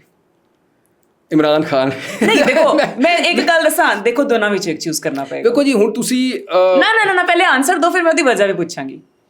ਮਰੀਮ ਨਵਾਜ਼ ਸਾਹਿਬਾ, ਕਿਸ ਪੁਆਇੰਟ ਆਫ ਇੱਕ ਨੂੰ ਚੂਜ਼ ਕਰਨਾ ਹੈ ਬਸ, ਕੋਈ ਜਿਹੜਾ ਤੁਹਾਨੂੰ ਲੱਗਦਾ ਹੈ ਬਿਹਤਰ ਹੈ ਥੋੜਾ ਬਹੁਤ, ਯਾਨੀ ਕਿ ਕੰਪੈਰੀਜ਼ਨ ਦੇ ਵਿੱਚ ਬਿਹਤਰ ਕਿਸ ਲੈਵਲ ਵਿੱਚ। ਮੈਂ ਮਰੀਮ ਨਵਾਜ਼ ਸਾਹਿਬਾ ਦੀ ਪਾਲਿਸੀਜ਼ ਨਾਲ ਵੀ ਇਖਤਲਾਫ ਕਰਦਾ, ਮੈਂ ਸ਼ਹਿਬਾਜ਼ ਸ਼ਰੀਫ ਸਾਹਿਬ ਦੀ ਪਾਲਿਸੀ, ਲੇਕਿਨ ਦੋਨਾਂ ਵਿੱਚੋਂ ਫॉर ਐਗਜ਼ਾਮਪਲ ਮੈਂ ਉਹਨਾਂ ਚੋਂ ਮੈਂ ਚੂਜ਼, ਜਾਂ ਤਾਂ ਆਪਸ਼ਨ ਤੁਸੀਂ ਕੋਈ ਹੋਰ ਦਿਓ। ਇਹਨਾਂ ਦੋਨਾਂ ਵਿੱਚੋਂ ਇੱਕ ਚੂਜ਼ ਕਰਨਾ ਹੈ ਜਿਹੜਾ ਤੁਹਾਨੂੰ ਇਹਨਾਂ ਦੋਨਾਂ ਚੋਂ ਤੁਹਾਨੂੰ ਬਿਹਤਰ ਲੱਗ ਰਿਹਾ। ਮਰੀਮ ਸਾਹਿਬਾ ਜਾਂ ਸ਼ਹਿਬਾਜ਼ ਸ਼ਰੀਫ? ਨਾ ਮਰੀਮ ਸਾਹਿਬਾ ਨੂੰ ਹੋਣਾ ਚਾਹੀਦਾ, ਨਾ ਸ਼ਹਿਬਾਜ਼ ਸ਼ਰੀਫ ਸਾਹਿਬ ਨੂੰ ਹੋਣਾ ਚਾਹੀਦਾ। ਇੱਕ ਚੂਜ਼ ਕਰ ਲਓ। ਮੈਂ ਇਹ ਬੜਾ ਮੁਸ਼ਕਿਲ ਕੁਐਸਚਨ ਹੈ ਜੀ, ਇਹਦੇ ਕੋਈ ਹੋਰ ਆਪਸ਼ਨ ਦੋ ਹੈ ਕੋਈ। ਚਲੋ ਮੈਂ ਬੜੀ ਕੋਸ਼ਿਸ਼ ਕਰ ਰਿਹਾ। ਤੁਸੀਂ ਪਰਸਨੈਲਿਟੀ ਦੇ ਪੁਆਇੰਟ ਆਫ ਵਿਊ ਨਾਲ ਪਿਛਲਾ ਕੁਐਸਚਨ ਪੁੱਛਿਆ ਕੁਰਸੀ ਜਾਂ ਜ਼ਮੀਰ, ਜੋ ਜ਼ਮੀਰ ਕਿਹੜਾ ਹੈ ਉਹ ਮੇਰਾ ਜ਼ਮੀਰ ਮੈਨੂੰ ਇਜਾਜ਼ਤ ਨਹੀਂ ਦੇ ਰਿਹਾ ਕਿ ਮੇਰਾ। ਅੱਛਾ ਜੀ, ਸ਼ਾਹਰੁਖ ਖਾਨ ਜਾਂ ਫਵਾਦ ਖਾਨ? फवाद खान ऑब्वियसली। ओके, बाबर आजम या विराट कोहली? बाबर आजम। ओके, इमरान खान या कपिल देव? इमरान खान। ओके, अच्छा जी, ਹੁਣ ਟਰੁਥ ਕਾਰਡ ਖੇਲਣਾ ਚਾਹਾਂਗੀ ਤੁਹਾਡੇ ਨਾਲ, ਲੇਕਿਨ ਟਰੁਥ ਕਾਰਡ ਵਾਕਈ ਟਰੁਥ ਹੋਣਾ ਚਾਹੀਦਾ ਹੈ ਤੇ ਐਸੇ ਟਰੁਥ ਹੋਣੇ ਚਾਹੀਦੇ ਨੇ ਜਿਹੜੇ ਤੁਸੀਂ ਹਜੇ ਤੱਕ ਕਿਸੇ ਹੋਰ ਸ਼ੋਅ 'ਚ ਨਹੀਂ ਬੋਲਨੇ। ਪਤਾ ਚੱਲੇ ਨਾ ਤੁਸੀਂ ਅੱਜ ਮੇਰੇ ਸ਼ੋਅ ਦੇ ਵਿੱਚ ਆਏ ਹੋ। ਲਾਈਫ ਦਾ ਬਿਗੇਸਟ ਰਿਗਰੈਟ, ਪਛਤਾਵਾ ਕਿ ਇਹ ਨਹੀਂ ਹੋਣਾ ਚਾਹੀਦਾ ਸੀ, ਵਕਤ ਵਾਪਸ ਜਾਏ ਤੇ ਮੈਨੂੰ ਠੀਕ ਕਰ ਲਵਾਂਗਾ, ਇਹ ਬੜਾ ਤਾਂ ਕਿ ਉਹਦਾ ਫਾਇਦਾ ਕੀ ਹੋਏਗਾ। ਸਮ ਟਾਈਮ ਅਸੀਂ ਕਹਿੰਦੇ ਨਹੀਂ ਜੀ ਅਸੀਂ ਵੀ ਆਰ ਵੈਰੀ ਸਟਰੋਂਗ, ਸਾਨੂੰ ਤੇ ਫਰਕ ਵੀ ਨਹੀਂ ਪੈਂਦਾ ਕੀ ਹੋਇਆ, ਲੇਕਿਨ ਪਛਤਾਵਾ ਵੀ ਸਮ ਟਾਈਮ ਗਲਤੀਆਂ ਹੁੰਦੀਆਂ ਨੇ ਇਨਸਾਨ ਤੋਂ। ਮੈਂ ਸਮਝਦਾ ਕਿ ਅਗਰ ਇਨਸਾਨ ਜ਼ਿੰਦਗੀ 'ਚ ਗਲਤੀਆਂ ਨਾ ਕਰੇ ਨਾ, ਉਹ ਲਰਨ ਨਹੀਂ ਕਰ ਸਕਦਾ। ਤੇ ਅਸੀਂ ਅਗਰ ਕਹੀਏ ਨਾ, ਇਹ ਇੱਕ ਬੜਾ ਸਮਝੋ ਇੱਕ ਬੜਾ ਟ੍ਰਿਕ ਕੁਐਸਚਨ ਹੈ ਜਿਹੜਾ ਤੁਸੀਂ ਪੁੱਛਿਆ। ਅਗਰ ਮੈਂ ਕਹਾਂ ਕਿ ਜੀ ਮੈਨੂੰ ਜ਼ਿੰਦਗੀ 'ਚ ਫਲਾਣੀ ਗਲਤੀ ਨਹੀਂ ਕਰਨੀ ਚਾਹੀਦੀ, ਲੇਕਿਨ ਅਗਰ ਮੈਂ ਉਹ ਗਲਤੀ ਕੀਤੀ ਹੈ ਤੇ ਮੈਂ ਉਸ ਤੋਂ ਲਰਨ ਕੀਤਾ ਹੈ ਤੇ ਮੈਂ ਉਸ ਤੋਂ ਆਪਣੇ ਆਪ ਨੂੰ ਇੰਪਰੂਵ ਕੀਤਾ, ਉਹ ਕਿਹੜੀ ਗਲਤੀ ਸੀ? ਮਤਲਬ ਕੋਈ ਵੀ, ਮੈਂ ਵੈਸੇ ਲੇਕਿਨ ਇੱਕ ਐਕਸਪਲੇਨ ਕਰਨੀ ਪਏਗੀ। ਕੋਈ ਬਚਪਨ ਦੀ ਦੱਸ ਦੋ, ਕੋਈ ਨੌਜਵਾਨੀ ਦੀ ਦੱਸ ਦੋ, ਸ਼ਾਦੀ ਤੋਂ ਬਾਅਦ। ਸ਼ਾਦੀ ਤੇ ਕੋਈ ਗਲਤੀ ਨਹੀਂ ਸੀ ਤੁਹਾਡੀ? ਨਹੀਂ, ਸ਼ਾਦੀ ਕੋਈ ਗਲਤੀ ਨਹੀਂ ਸੀ। ਉਹਨੂੰ ਤਾਂ ਨਹੀਂ ਸੁਧਾਰਨਾ ਚਾਹੁੰਦੇ? ਕੋਈ ਗਲਤੀ ਨਹੀਂ ਸੀ। ਮੈਨੂੰ ਮੇਰਾ ਇੱਕ ਰਿਗਰੈਟ ਹੈ ਵੇ ਕਿ ਮੈਂ ਅਗਰ ਪੋਲੀਟਿਕਸ 'ਚ ਨਾ ਆਉਂਦਾ, ਮੈਂ ਆਪਣੀ ਫੈਮਿਲੀ ਨੂੰ ਜ਼ਿਆਦਾ ਟਾਈਮ ਦਿੰਦਾ। ਮੈਂ ਆਪਣੇ ਬੱਚਿਆਂ ਨੂੰ ਜ਼ਿਆਦਾ ਟਾਈਮ ਨਹੀਂ ਦੇ ਸਕਿਆ। ਮੈਂ ਆਪਣਾ ਜਿਹੜਾ ਮੇਰਾ ਜ਼ਿਆਦਾ ਟਾਈਮ ਸੀ ਨਾ, ਜੋ ਮੇਰੇ ਬੱਚਿਆਂ ਨੂੰ, ਮੇਰੀ ਫੈਮਿਲੀ ਨੂੰ ਜ਼ਰੂਰਤ ਸੀ, ਉਹ ਮੈਂ ਸਿਆਸਤ ਨੂੰ ਦਿੱਤਾ। ਓਕੇ, ਇਹ ਮੇਰਾ ਇੱਕ ਹੈ। ਇਹ ਫਾਇਦਾ ਹੋਇਆ ਨਾ, ਆਉਣ ਵਾਲੇ ਜਿਹੜੇ ਕੋਈ ਜੈਨਜ਼ੀ ਕੋਈ ਆਉਣਾ ਚਾਹ ਰਹੇ ਹੋਣਗੇ ਪੋਲੀਟਿਕਸ ਤੇ, ਉਹ ਨਹੀਂ ਆਉਣਗੇ ਫਿਰ। ਪੋਲੀਟਿਕਸ 24/7 ਜੌਬ ਹੈ ਤੇ ਵਿਦਆਊਟ ਪੇ ਜੌਬ ਹੈ, ਤੇ ਅਸੀਂ ਉਹ ਇੱਕ ਹੈ। ਲੇਕਿਨ ਉਹਦੇ 'ਚ ਇਹ ਵੇ ਕਿ ਅਗਰ ਤੁਹਾਨੂੰ ਅਗਰ ਜਿਹੜੇ ਲੋਕ, ਹਰ ਬੰਦੇ ਦਾ ਨਾ ਆਪਣਾ ਡਿਫਰੈਂਟ ਵਿਜ਼ਨ ਹੁੰਦਾ ਹੈ। ਕੋਈ ਲੋਕ ਕਿਸ ਵਜ੍ਹਾ ਸੇ ਆਉਂਦੇ ਨੇ, ਕੋਈ, ਮੈਂ ਕਿਸੇ ਤੇ ਕੋਈ ਤਨਕੀਦ ਨਹੀਂ ਕਰਦਾ। ਅਸੀਂ ਜਦੋਂ ਆਇਆ ਸੀ ਨਾ, ਮੈਂ ਪੋਲੀਟਿਕਸ ਵਿੱਚ, ਮੈਨੂੰ ਅੱਲਾਹ ਪਾਕ ਦਾ ਸ਼ੁਕਰ ਸੀ, ਅਸੀਂ ਫਾਈਨੈਂਸ਼ੀਅਲੀ ਵੀ ਠੀਕ ਸਾਂ, ਸਾਰਾ ਮਾਮਲਾ ਸੀ, ਮੈਨੂੰ ਜ਼ਰੂਰਤ ਨਹੀਂ ਸੀ। ਮੈਂ ਪੋਲੀਟਿਕਸ ਵਿੱਚ ਉਲਟਾ ਮੈਂ ਆਪਣੀ ਜੇਬ ਤੋਂ ਘਰੋਂ ਪੈਸਾ ਲਾ ਕੇ ਅਸੀਂ ਪੋਲੀਟਿਕਸ ਕਰਦੇ ਹਾਂ। ਮੈਂ ਪੋਲੀਟਿਕਸ ਵਿੱਚ ਨਜ਼ਰੀਆਤੀ ਤੌਰ ਤੇ ਆਇਆ ਸਾਂ ਕਿ ਆਪਣੇ ਮੁਲਕ ਵਾਸਤੇ, ਆਪਣੇ ਇਲਾਕੇ ਵਾਸਤੇ, ਆਪਣਾ ਹਲਕਾ, ਮੇਰਾ ਹਲਕਾ ਚਿਸ਼ਤੀਆਂ ਹੈ, ਮੇਰਾ ਸ਼ਹਿਰ ਹੈ, ਮੇਰਾ ਜ਼ਿਲ੍ਹਾ ਭਾਵਲ ਨਗਰ, ਮੇਰਾ ਸੀ ਕਿ ਮੈਂ ਆਪਣੇ ਹਲਕੇ ਵਾਸਤੇ, ਆਪਣੇ ਜ਼ਿਲ੍ਹੇ ਵਾਸਤੇ ਕੁਝ ਬਿਹਤਰੀ ਕਰ ਸਕਾਂ। ਮੈਂ ਸੋਚ ਕੇ ਆਇਆ ਸਾਂ। ਉਹਦੇ 'ਚ ਸਾਡੀ ਪੋਲੀਟਿਕਸ ਬੜੀ ਬੇਰਹਿਮ ਹੈ। ਸਾਨੂੰ ਤੁਹਾਨੂੰ ਨਾ, ਇਨਸਾਨ ਨੂੰ ਜ਼ਿੰਦਗੀ 'ਚ ਹਰ ਜਗ੍ਹਾ ਰੁਕਾਵਟਾਂ ਮਹਿਸੂਸ ਹੁੰਦੀਆਂ ਨੇ। ਮਤਲਬ ਇੱਕ ਤਾਂ ਅਸੀਂ ਜੰਗ ਲੜ ਰਹੇ ਹੁੰਦੇ ਹਾਂ ਜਿਹੜੀ ਅਸੀਂ ਪੋਲੀਟੀਕਲ ਪਾਰਟੀ 'ਚ ਦੂਸਰਿਆਂ ਨਾਲ ਲੜ ਰਹੇ ਹੁੰਦਾ ਹੈ। ਪੋਲੀਟੀਕਲ ਪਾਰਟੀ ਦੇ ਅੰਦਰ ਵੀ ਮਾਮਲਾਤ ਹੁੰਦੇ ਨੇ, ਸਾਡੇ ਆਪਣੇ ਵੀ ਉਹ ਮੁਖਤਲਿਫ ਪੋਲੀਟੀਕਲ ਇਸ਼ੂਜ਼ ਹੁੰਦੇ ਨੇ, ਤੇ ਅਸੀਂ ਉਹਦੇ ਨਾਲ ਸਟਰਗਲ ਕਰਦੇ ਕਰਦੇ ਬੜਾ ਅਰਸਾ ਟਾਈਮ ਗੁਜ਼ਰ ਗਿਆ। ਤੇ ਮੈਂ ਕਈ ਵਾਰੀ ਮੈਨੂੰ ਰਿਗਰੈਟ ਹੈ ਜ਼ਰੂਰ ਹੁੰਦਾ ਹੈ ਕਿ ਮੈਂ ਜਿੰਨਾ ਟਾਈਮ ਪੋਲੀਟਿਕਸ ਨੂੰ ਦਿੱਤਾ ਹੈ, ਮੈਂ ਆਪਣੇ ਬਿਜ਼ਨਸ ਨੂੰ, ਆਪਣੇ ਕਾਰੋਬਾਰ ਨੂੰ ਜਾਂ ਆਪਣੇ ਬੱਚਿਆਂ ਨੂੰ ਦਿੰਦਾ। ਇਸ ਵਾਸਤੇ ਕਿ ਪੋਲੀਟਿਕਸ ਵਿੱਚ ਅਸੀਂ ਕਦੀ, ਮੈਂ ਫਾਈਨੈਂਸ਼ੀਅਲ ਗੇਨ ਵਾਸਤੇ ਜਾਂ ਉਸ ਚੀਜ਼ ਵਾਸਤੇ ਨਹੀਂ ਆਇਆ, ਜਸਟ ਭਲਾਈ ਵਾਸਤੇ। ਅੱਛਾ ਜੀ, ਲਾਈਫ ਦਾ ਇੱਕ ਬਹੁਤ ਵੱਡਾ ਝੂਠ ਜਿਹੜਾ ਤੁਸੀਂ ਕਦੇ ਕਿਸੇ ਨਾਲ ਬੋਲਿਆ, ਕਿਸੇ ਦੋਸਤ ਨਾਲ, ਕਿਸੇ ਰਿਸ਼ਤੇਦਾਰ ਨਾਲ, ਅੱਜ ਤੁਹਾਨੂੰ ਐਕਸਪੋਜ਼ ਕਰਨਾ ਪਏਗਾ? ਅੱਛਾ, ਮੈਂ ਅਮੂਮਨ ਕੋਸ਼ਿਸ਼ ਕਰਦਾ ਕਿ ਹਮੇਸ਼ਾ ਸੱਚ ਬੋਲਾਂ, ਲੇਕਿਨ ਕੋਈ ਝੂਠ ਤੇ ਹੈ ਨਾ ਬੋਲਿਆ। ਅੱਛਾ, ਪੋਲੀਟਿਕਸ ਵਿੱਚ ਅਮੂਮਨ ਲੋਕ ਹੀ ਕਹਿੰਦੇ ਸਨ ਕਿ ਸੱਚ ਬੋਲ ਕੇ ਪੋਲੀਟਿਕਸ ਬੜਾ ਮੁਸ਼ਕਿਲ ਕੰਮ ਹੈ, ਲੇਕਿਨ ਮੈਂ ਹਮੇਸ਼ਾ ਸੱਚ ਬੋਲਿਆ। ਮੈਂ ਜਦੋਂ ਤੁਸੀਂ ਹੁਣ ਕਹਿ ਰਹੇ ਹੋ ਕੁਐਸਚਨ ਤੁਹਾਡਾ ਕਿ ਝੂਠ ਜਿਹੜਾ ਮੈਂ ਰਿਗਰੈਟ ਕਰ ਰਿਹਾ, ਜਾਂ ਜਿਹੜਾ ਨਹੀਂ, ਲਾਈਫ ਦਾ ਕੋਈ ਬਹੁਤ ਵੱਡਾ ਝੂਠ ਜਿਹੜਾ ਤੁਸੀਂ ਬੋਲਿਆ ਤੁਹਾਨੂੰ ਯਾਦ ਹੋਵੇ ਕਿ ਹਾਂ ਇੱਥੇ ਮੈਂ ਝੂਠ ਬੋਲਿਆ ਸੀ? ਵੈਸੇ ਐਸਾ ਕੁਐਸਚਨ ਹੈ ਕਿ ਅਗਰ ਮੇਰੀ ਜਗ੍ਹਾ ਕੋਈ ਹੋਰ ਵੀ ਹੋਵੇ, ਉਹਨੇ ਕੋਈ ਜ਼ਿੰਦਗੀ ਝੂਠ ਬੋਲਿਆ ਹੋਵੇ, ਉਹ ਪਬਲਿਕ ਬੈਠ ਕੇ ਉਸ ਕੈਮਰੇ ਦੇ ਸਾਹਮਣੇ ਕੋਈ ਦੱਸੇਗਾ? ਕਈ ਚੀਜ਼ਾਂ ਹੁੰਦੀਆਂ, ਫੋਰ ਐਗਜ਼ਾਮਪਲ ਅੰਮਾ ਜੀ ਦੇ ਨਾਲ ਕੋਈ ਫੁੱਟਾ ਮਾਰਿਆ ਹੋਵੇ, ਮਾਂ ਨਾਲ ਝੂਠ ਬੋਲਿਆ ਹੋਵੇ, ਅੱਬਾ ਜੀ ਦੇ ਨਾਲ ਝੂਠ ਬੋਲਿਆ ਹੋਵੇ। ਅਸੀਂ ਕਾਲਜ ਦੇ ਦਿਨਾਂ ਦੇ ਅੰਦਰ ਜਦੋਂ ਸਟੂਡੈਂਟ ਕੋਈ ਝੂਠ ਦਾ ਵਾਕਿਆ ਸੁਣਾ ਦਿਓ, ਅੱਬੂ ਦੇ ਨਾਲ ਕੋਈ ਛੁਪਾਏ ਝੂਠ ਦਾ ਵਾਕਿਆ। ਬਾਅਦ ਅਸੀਂ ਕਾਲਜ ਕਈ ਵਾਰੀ ਜਾਂਦੇ ਹੁੰਦੇ ਸਾਂ, ਫਿਰ ਉਹ ਸਾਡੇ ਦੋਸਤ ਇਕੱਠੇ ਹੋਣੇ, ਕਈ ਵਾਰੀ ਕਾਲਜ ਤੋਂ ਬੰਕ ਮਾਰਦੇ ਸਾਂ ਅਸੀਂ, ਤੇ ਉਹ ਜ਼ਾਹਿਰ ਹੈ ਫਿਰ ਅਸੀਂ ਘਰ ਤੇ ਨਹੀਂ ਦੱਸਣਾ ਸੀ ਕਿ ਕਾਲਜ ਤੋਂ ਫੁੱਟਾ ਮਾਰ ਲਿਆ, ਅਸੀਂ ਬਾਹਰ ਫਿਰ ਰਹੇ ਹਾਂ, ਤੇ ਛੁੱਟੀ ਟਾਈਮ ਫਿਰ ਅਸੀਂ ਪਹੁੰਚਣਾ ਹੁੰਦਾ ਸੀ ਆਪਣਾ ਕਾਲਜ ਵਾਪਸ। ਤੇ ਉਹ ਵਾਲੇ ਵੇ ਹਨ ਛੋਟੇ ਮੋਟੇ ਸਾਡੇ, ਉਹ ਸਮਝੋ ਕਿ ਬੇਜ਼ਰਰ ਜੇ ਮਾਸੂਮਾਂ ਨਾ ਝੂਠ ਹਨ, ਲੇਕਿਨ ਉਹ ਪਾਰਟ ਆਫ ਲਾਈਫ ਹਨ। ਅਸੀਂ ਸਾਡਾ ਵਾਕਿਆ ਤੁਸੀਂ ਜਿਵੇਂ ਕਹਿ ਰਹੇ ਹੋ ਕਿ ਸਾਡੇ ਨਾ, ਅਸੀਂ ਉਸ ਵੇਲੇ NCC ਹੁੰਦੀ ਸੀ ਜਦੋਂ ਅਸੀਂ ਕਾਲਜ ਹੁੰਦੇ ਸੀ, ਉਹ ਉਸ ਵੇਲੇ ਕੰਪਲਸਰੀ ਹੁੰਦੀ ਸੀ ਜਦੋਂ ਫਰਸਟ ਈਅਰ ਸੈਕੰਡ ਈਅਰ 'ਚ ਹੁੰਦਾ ਸੀ ਨਾ, NCC ਦੀ ਟ੍ਰੇਨਿੰਗ ਹੁੰਦੀ ਸੀ। ਹੁਣ ਬਾਅਦ 'ਚ ਨਾ ਖਤਮ ਕਰਤੀ ਗਵਰਨਮੈਂਟ। ਤੇ ਸਾਨੂੰ ਨਾ ਉਹ ਫੌਜੀ ਟ੍ਰੇਨਿੰਗ ਸਾਡੇ ਉਹ ਹੁੰਦੇ, ਉਹਦੇ ਮਾਰਕਸ ਹੁੰਦੇ ਸਨ, 20 ਮਾਰਕਸ ਹੁੰਦੇ ਸਨ। ਅੱਛਾ, ਉਹ ਸਾਡੇ ਕਾਲਜ ਹੋਣੀ। ਅੱਛਾ, ਸਾਨੂੰ ਉਹ ਜਿਹੜੇ ਆਉਂਦੇ ਸਨ ਨਾ, ਉਹ ਫੌਜੀ ਸਾਹਿਬਾਨ ਸਾਨੂੰ ਟ੍ਰੇਨਿੰਗ ਦੇਣ ਵਾਸਤੇ, ਉਹ ਸਾਡੇ ਕਲਾਸ ਵਿੱਚ ਨਾ ਸੁਬਾਹ अर्ਲੀ ਮਾਰਨਿੰਗ ਹੁੰਦੀ, ਪਹਿਲੇ 2 ਪੀਰੀਅਡ PT ਟਾਈਪ ਫੌਜ, ਸਾਡਾ ਬਾਕਾਇਦਾ ਯੂਨੀਫਾਰਮ ਹੁੰਦਾ ਸੀ ਜੀ। NCC ਤੋਂ ਜਿਹੜੇ ਲੋਕ ਵਾਕਿਫ ਹਨ, ਜਿਹੜੇ ਸੁਣ ਰਹੇ ਨੇ ਪੁਰਾਣੇ, ਉਹਨਾਂ ਨੂੰ ਪਤਾ ਹੋਏਗਾ। ਉਹ ਸਾਡੇ ਨਾਲ ਟ੍ਰੇਨਿੰਗ ਹੁੰਦੀ ਸੀ, ਤੇ ਉਹ ਟ੍ਰੇਨਿੰਗ ਵਿੱਚ ਸਾਨੂੰ ਨਾ ਮਤਲਬ ਉਹ ਜ਼ਰਾ ਮਾਰਚ ਪਾਸਟ ਐਂਡ ਐਵਰੀਥਿੰਗ ਔਰ ਸਾਰਾ ਕੁਝ ਹੁੰਦਾ ਸੀ। ਉਹ ਸਾਡੀ ਬਾਕਾਇਦਾ ਵਰਦੀ ਹੁੰਦੀ ਸੀ। ਸੁਬਾਹ ਸਾਡੀ ਅਟੈਂਡੈਂਸ ਲੱਗ ਜਾਂਦੀ ਸੀ। ਅਟੈਂਡੈਂਸ ਲੱਗਣ ਤੋਂ ਬਾਅਦ ਸਾਨੂੰ ਨਾ ਉਹ ਉਸ ਤੋਂ ਬਾਅਦ ਅਸੀਂ ਕਲਾਸਿਸ 'ਚ ਜਾਣਾ ਹੁੰਦਾ ਸੀ। ਉਹ ਪਹਿਲੀ 2 ਕਲਾਸਿਸ ਵਿੱਚ ਮੈਂ ਫਰਜ਼ ਕਰੋ 6 ਪੀਰੀਅਡਸ ਹੁੰਦੇ ਸਨ ਦਿਨ ਦੇ, ਤੇ ਪਹਿਲੇ 2 'ਚ ਸਾਡੀ NCC ਹੁੰਦੀ ਸੀ, ਫਿਰ 1 ਪੀਰੀਅਡ ਪੜ੍ਹਨਾ ਸੀ, ਆਖਰੀ 4 ਪੀਰੀਅਡ ਸਕੂਲ ਵਿੱਚ ਪੜ੍ਹਨੇ ਹੁੰਦੇ ਸਨ। ਅੱਛਾ, ਉਹ NCC ਤੋਂ ਬਾਅਦ ਨਾ ਉਹ ਅਸੀਂ ਜਦੋਂ ਉੱਥੇ ਹੋਣਾ ਨਾ ਤੇ ਉਹ NCC ਸਿਖਾਉਣ ਆਉਂਦੇ ਸਨ, ਤਾਂ ਉਹ ਇੱਕ ਕੋਈ ਸੂਬੇਦਾਰ ਸਾਹਿਬ ਸਨ। ਅੱਛਾ, ਉਹ ਨਾਲ ਮੇਰੀ ਵਾਕਫੀਅਤ ਨਿਕਲੀ, ਉਹ ਪਿੱਛੋਂ ਸਾਡੇ ਕੋਈ ਇਲਾਕੇ ਦੇ ਨਿਕਲ ਆਏ। ਅੱਛਾ, ਮੈਂ ਉਹਨਾਂ ਨਾਲ ਥੋੜੀ ਜਿਹੀ ਕਰ ਲਈ। ਮੈਂ ਆਖਿਆ ਜੀ ਤੁਸੀਂ ਜਦੋਂ NCC ਖਤਮ ਹੋਣੀ ਨਾ, ਸਾਨੂੰ ਕਾਲਜ ਦੀ ਬੜੀ ਐਚਐਨ ਕਾਲਜ ਅਸੀਂ ਪੜ੍ਹਦੇ ਸਾਂ, ਸਾਡੀ ਬੜੀ ਸਖਤੀ ਸੀ, ਗੇਟ ਤੋਂ ਬਾਹਰ ਨਿਕਲਾ ਬੜਾ NCK, ਸਾਡਾ ਕਾਲਜ ਵੀ ਪੂਰਾ ਇੱਕ ਸਮਝੋ ਕਿ ਫੌਜੀ ਇੰਸਟੀਟਿਊਸ਼ਨ ਹੀ ਸੀ। ਅੱਛਾ, ਤੇ ਉਹ ਮੈਂ ਉਹਨਾਂ ਨਾਲ ਜ਼ਰਾ ਕਰਕੇ ਨਾ, ਮੈਂ ਉਹਨਾਂ ਨਾਲ ਅਸੀਂ 4-5 ਦੋਸਤ ਇਕੱਠੇ ਹੋਣਾ, ਤੇ ਅਸੀਂ ਫੌਜੀ ਟਰੱਕ 'ਚ ਬਹਿ ਜਾਣਾ, ਤੇ ਜਦੋਂ ਉਹਨਾਂ ਨੇ ਬਾਹਰ ਜਾਣਾ ਨਾ, ਅਸੀਂ ਉਹਨਾਂ ਨਾਲ ਕਾਲਜ ਤੋਂ ਬਾਹਰ ਨਿਕਲ ਜਾਣਾ, ਤੇ ਪੂਰਾ ਦਿਨ ਅਸੀਂ ਬਾਹਰ ਘੁੰਮਣਾ ਫਿਰਨਾ, ਬਾਹਰ ਅਸੀਂ ਨਾਸ਼ਤੇ ਕਰਨੇ, ਤੇ ਸ਼ਾਮ ਜਿਸ ਵੇਲੇ ਦੁਪਹਿਰ ਨੂੰ ਜਦੋਂ ਛੁੱਟੀ ਦਾ ਟਾਈਮ ਹੋਣਾ ਨਾ, ਤਾਂ ਉਸ ਵੇਲੇ ਫਿਰ ਅਸੀਂ ਵਾਪਸ ਆ ਜਾਣਾ। ਉਹ ਜੇ ਅਸੀਂ ਛੋਟੇ ਮੋਟੇ ਕਰ ਲੈਂਦੇ ਸਾਂ। ਤੇ ਬਾਕੀ ਜੀ ਪਾਰਟ ਆਫ ਲਾਈਫ ਇਹ ਕੋਸ਼ਿਸ਼ ਹਮੇਸ਼ਾ ਕਰੀ ਦੀ ਹੁੰਦੀ ਕਿ ਸੱਚ ਬੋਲੀਏ, ਕਿ ਖਾਸ ਤੌਰ ਤੇ ਐਸਾ ਝੂਠ ਜਿਹੜਾ ਕਿਸੇ ਦੀ ਦਿਲ ਆਜ਼ਾਰੀ ਕਰੇ ਜਾਂ ਕਿਸੇ ਦਾ ਨੁਕਸਾਨ ਦੇਵੇ, ਉਹ ਨਹੀਂ ਇਨਸਾਨ ਨੂੰ। ਜ਼ਿੰਦਗੀ ਦਾ ਕੋਈ ਫੇਅਰ ਅਫੇਅਰ ਨਹੀਂ, ਮੈਂ ਉਹ ਪਰੇਸ਼ਾਨ ਹਾਂ, ਤੁਸੀਂ ਬੋਲ ਵੀ ਨਹੀਂ ਸਕਦੇ ਕੈਮਰੇ ਤੇ। ਫੀਅਰ ਦੱਸੋ, ਕੋਈ ਖੌਫ, ਕੋਈ ਡਰ ਜ਼ਿੰਦਗੀ ਦਾ, ਕੋਈ ਐਸੀ ਵੀਕਨੈਸ, ਜਿੱਦਾਂ ਕਈ ਲੋਕਾਂ ਨੂੰ ਪਾਣੀ ਤੋਂ ਡਰ ਲੱਗਦਾ ਹੈ, ਕਈਆਂ ਨੂੰ ਉਚਾਈ ਤੋਂ ਡਰ ਲੱਗਦਾ ਹੈ, ਕੋਈ ਐਸਾ ਖੌਫ?